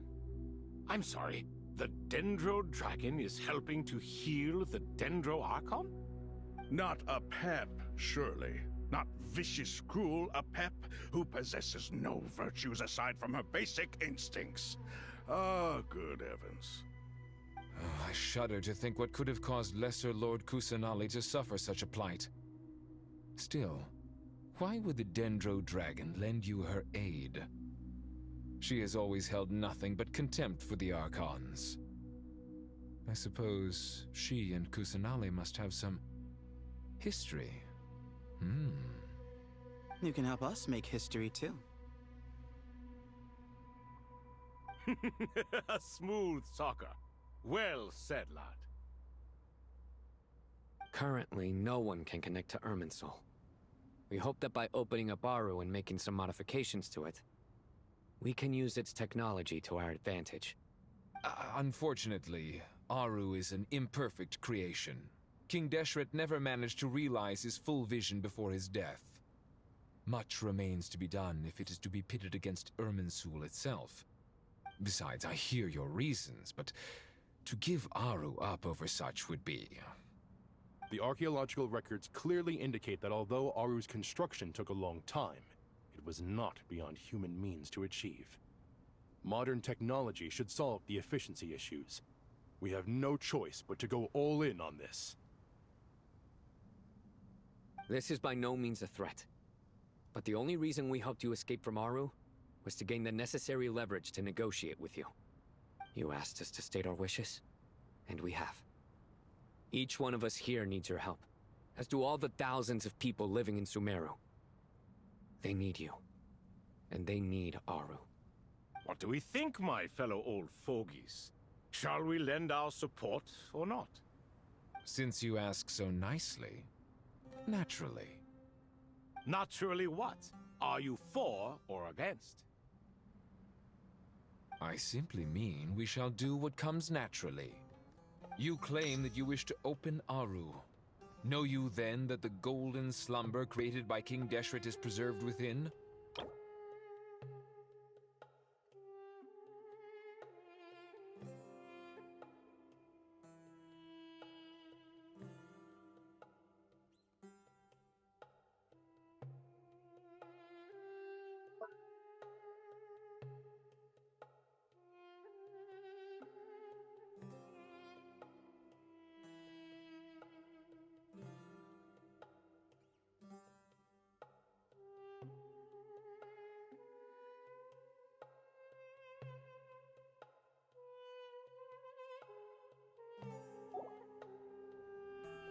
We do.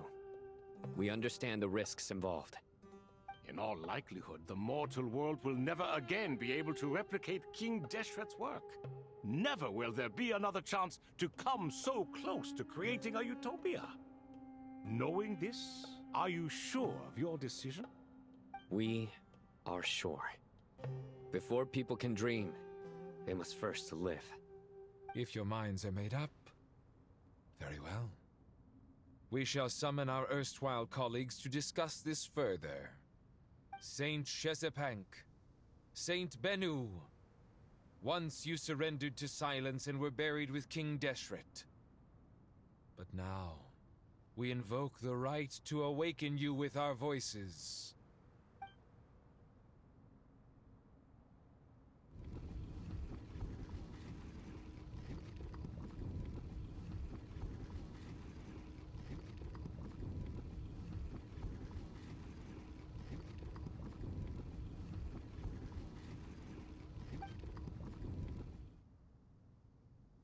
Saint Bennu, responding to your call.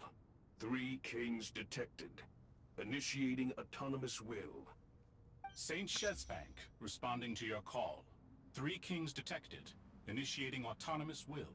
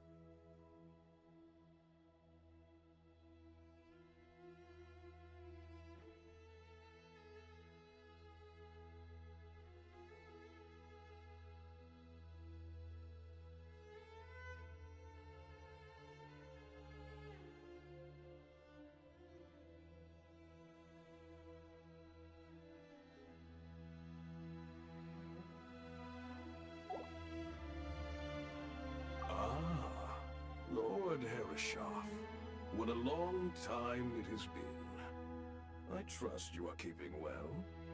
Then your trust in my well-being has long outlived your physical body. You have always opened with that same phrase, in life, death, and now even beyond. Al-Akmar is long gone. What is the reason for this meeting? You're awake? Good. We are voting on whether to give the people of present-day Sumeru access to Aru and permit them to perform technological renovations. You have the right to support or oppose the motion.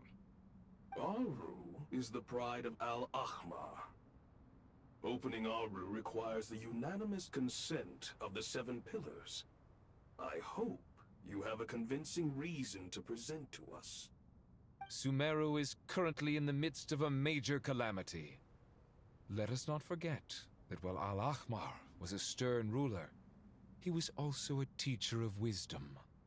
A god without his people shall cease to exist, and King Deshret's greatest wish was to provide protection for his people.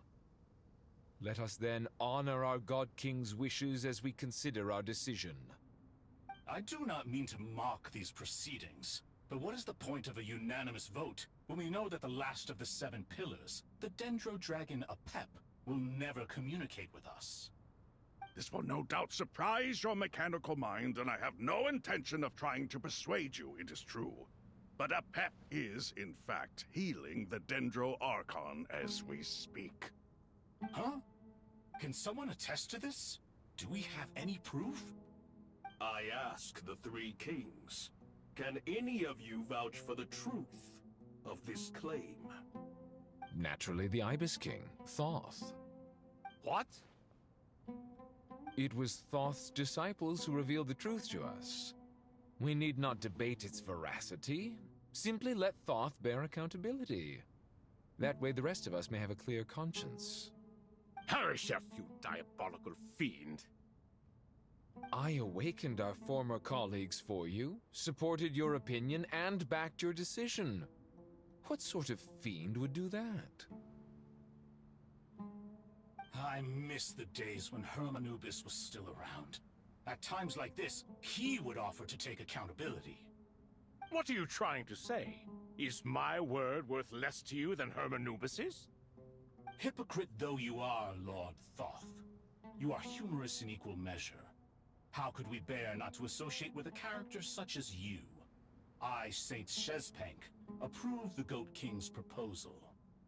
Since King Deshret is no more, we shall receive no reprimand for acting beyond our remit. Nevertheless, I sincerely hope that those before us understand the significance of what they intend to do.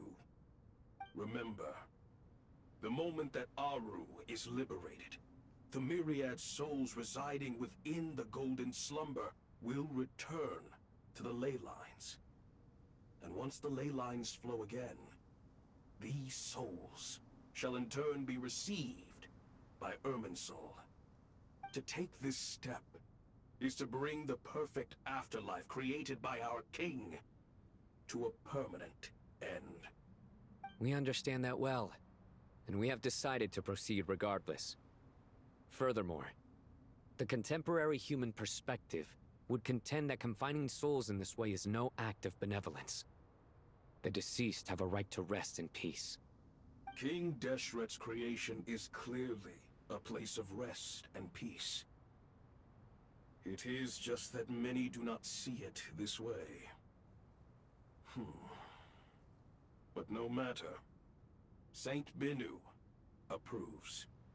Hermanubis' representative and the Dendro Dragon Apep made their choice ahead of time, while the Goat King, Ibis King, and Crocodile King have also granted permission to liberate Aru.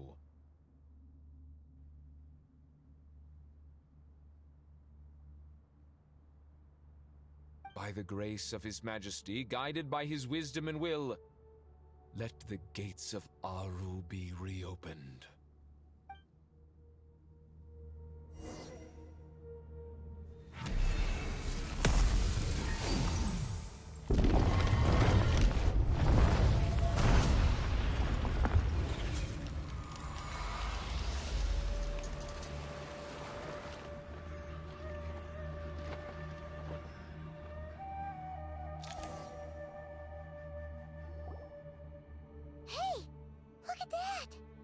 What's this? Are we under attack? No. Wait, it's...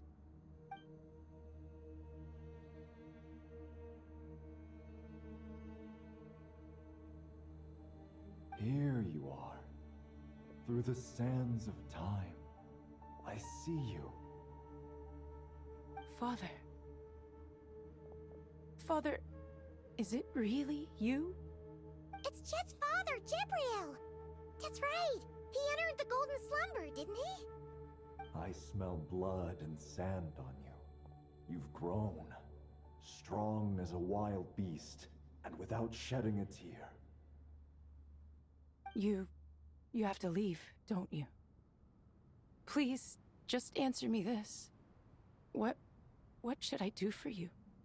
This meeting is a blessing from the gods. My soul, once imprisoned along with that of Semail, is finally free. I am truly grateful for the chance to see you again. That the dead should meet the living is itself a miracle. One brief, precious moment is enough. Enough to set my heart at ease. Do not weep for me, Jet. I know you will accomplish many great things in your life. You will go further and climb higher than I ever did.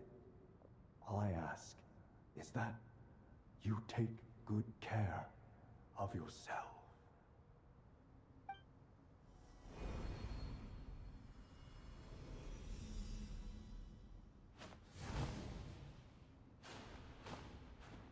Father! Father! Father. Hey, Jet. Do you want something to eat? Maybe it'll help you feel better. I'm fine. Thanks, Paimon. It was just a little sudden. The chance to see my father again meant the world to me. He was trapped in the Golden Slumber for our sake. And now, After all this time, he can finally rest in peace. I'm glad. It's a huge relief. You've grown strong, Jet. More than enough to fend for yourself. Yeah. I'll leave the past in my memory where it belongs. My family, the good times and the bad. Goodbye, Father.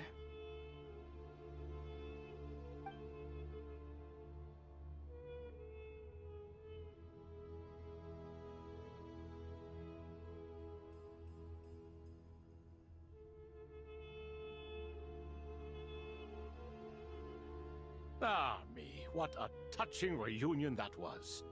It seems we did a good deed today. We three retainers, once imprisoned for our iniquity, are surely the least qualified to judge whether this deed is good or bad. Either way, Aru is open. Now you have your opportunity, and with it, whatever trouble may ensue. Although Aru was created by a god, human craftsmanship was nevertheless required to build the gate that connects it to this world. Perhaps the relationship between gods and humanity follows a similar principle. As for your proposed renovations, we cannot determine which functions to keep or discard.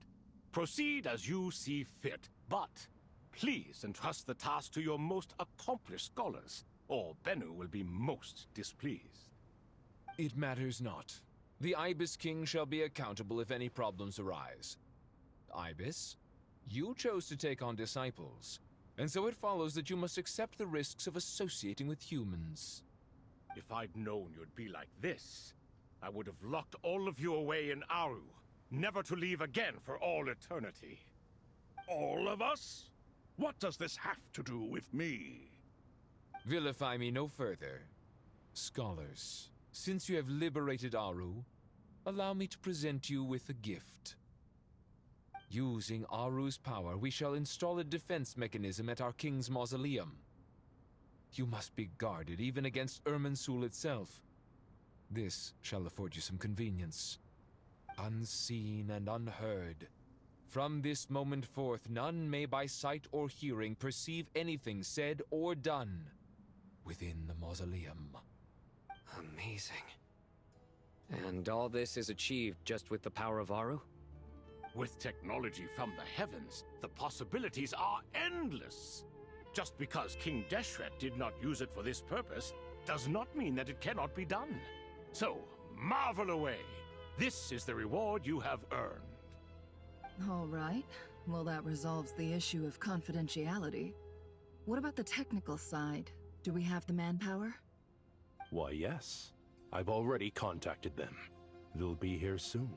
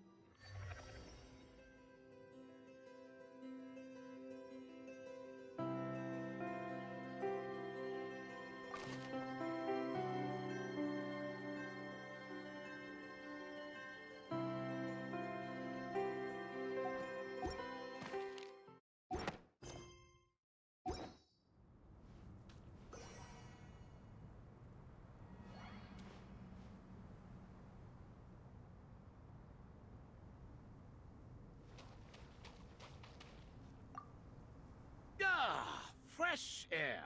A wondrous feeling. Naturally. I have a sudden urge to stretch my legs. Can anyone recommend a suitable leisure activity? I might have had some recommendations for you were this the past. But here and now, for someone who has just left prison, there could be no greater joy than simply being outside of it at last. I could not agree more.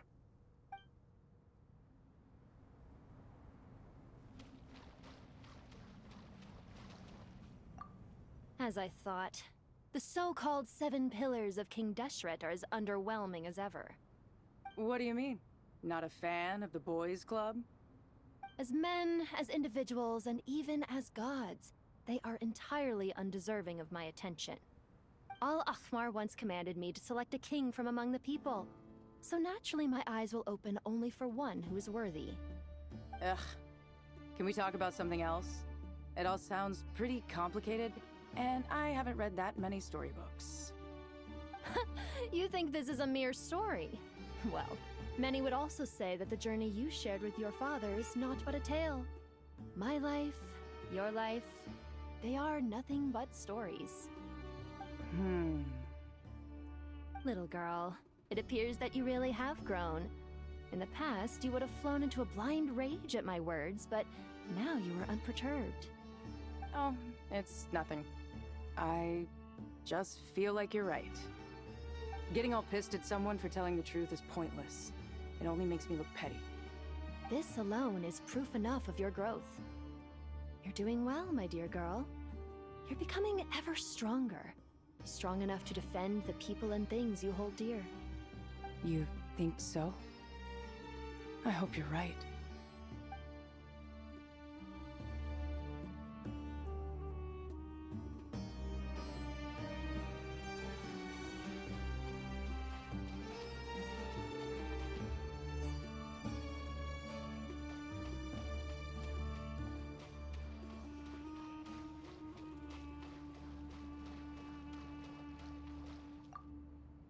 You must be Sethos, the successor to the Temple of Silence.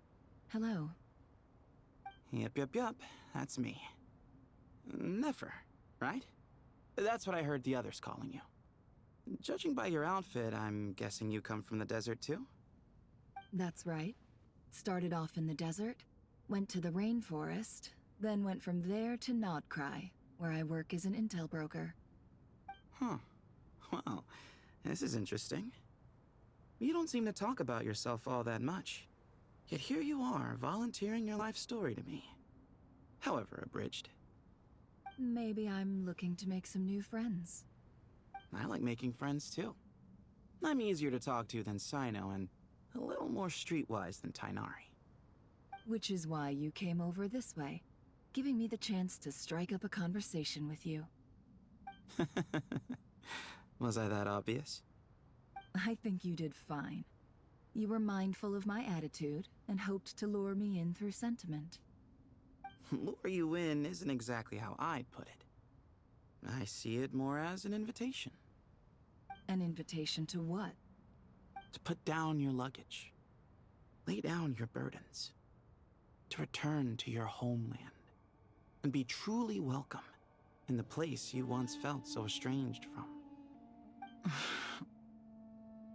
You're a more interesting heir to Bamun than I was expecting.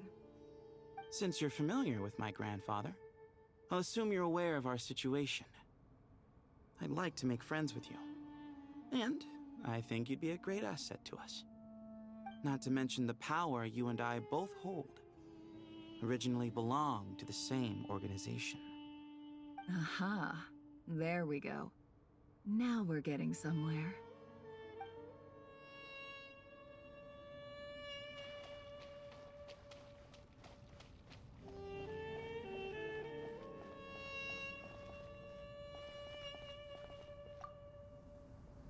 Do you hear that? Sounds like your teacher is scolding mine. Huh. Classic. Did you see her? She's a former Vahumana student who dropped out of the academia and went to Nodcry to work as an intel broker. There's more to her than meets the eye. How can you tell? Do the Matra have information on her? Some, but nothing telling. I'm basing it on the fact that she seems to be an expert liar. She can fool many with her words. A sixth sense for liars after investigating so many of them, I take it? Yep. What about you? What do you make of her? A little earlier, in the corner, I noticed she gave some supplies to Jet and had her deliver them to the main group. She's meticulous and highly observant. Besides, what was it you said? Making it to the top is no easy feat in any profession. Anyone who's at the top of their game has to have some sort of edge over others. It's true, but she's not the only one at the top of her game. I also am, and so are you. Sure, but what's to guarantee she won't overhear us talking about her? Don't worry, I have my methods. Sethos is distracting her. Ah, I see.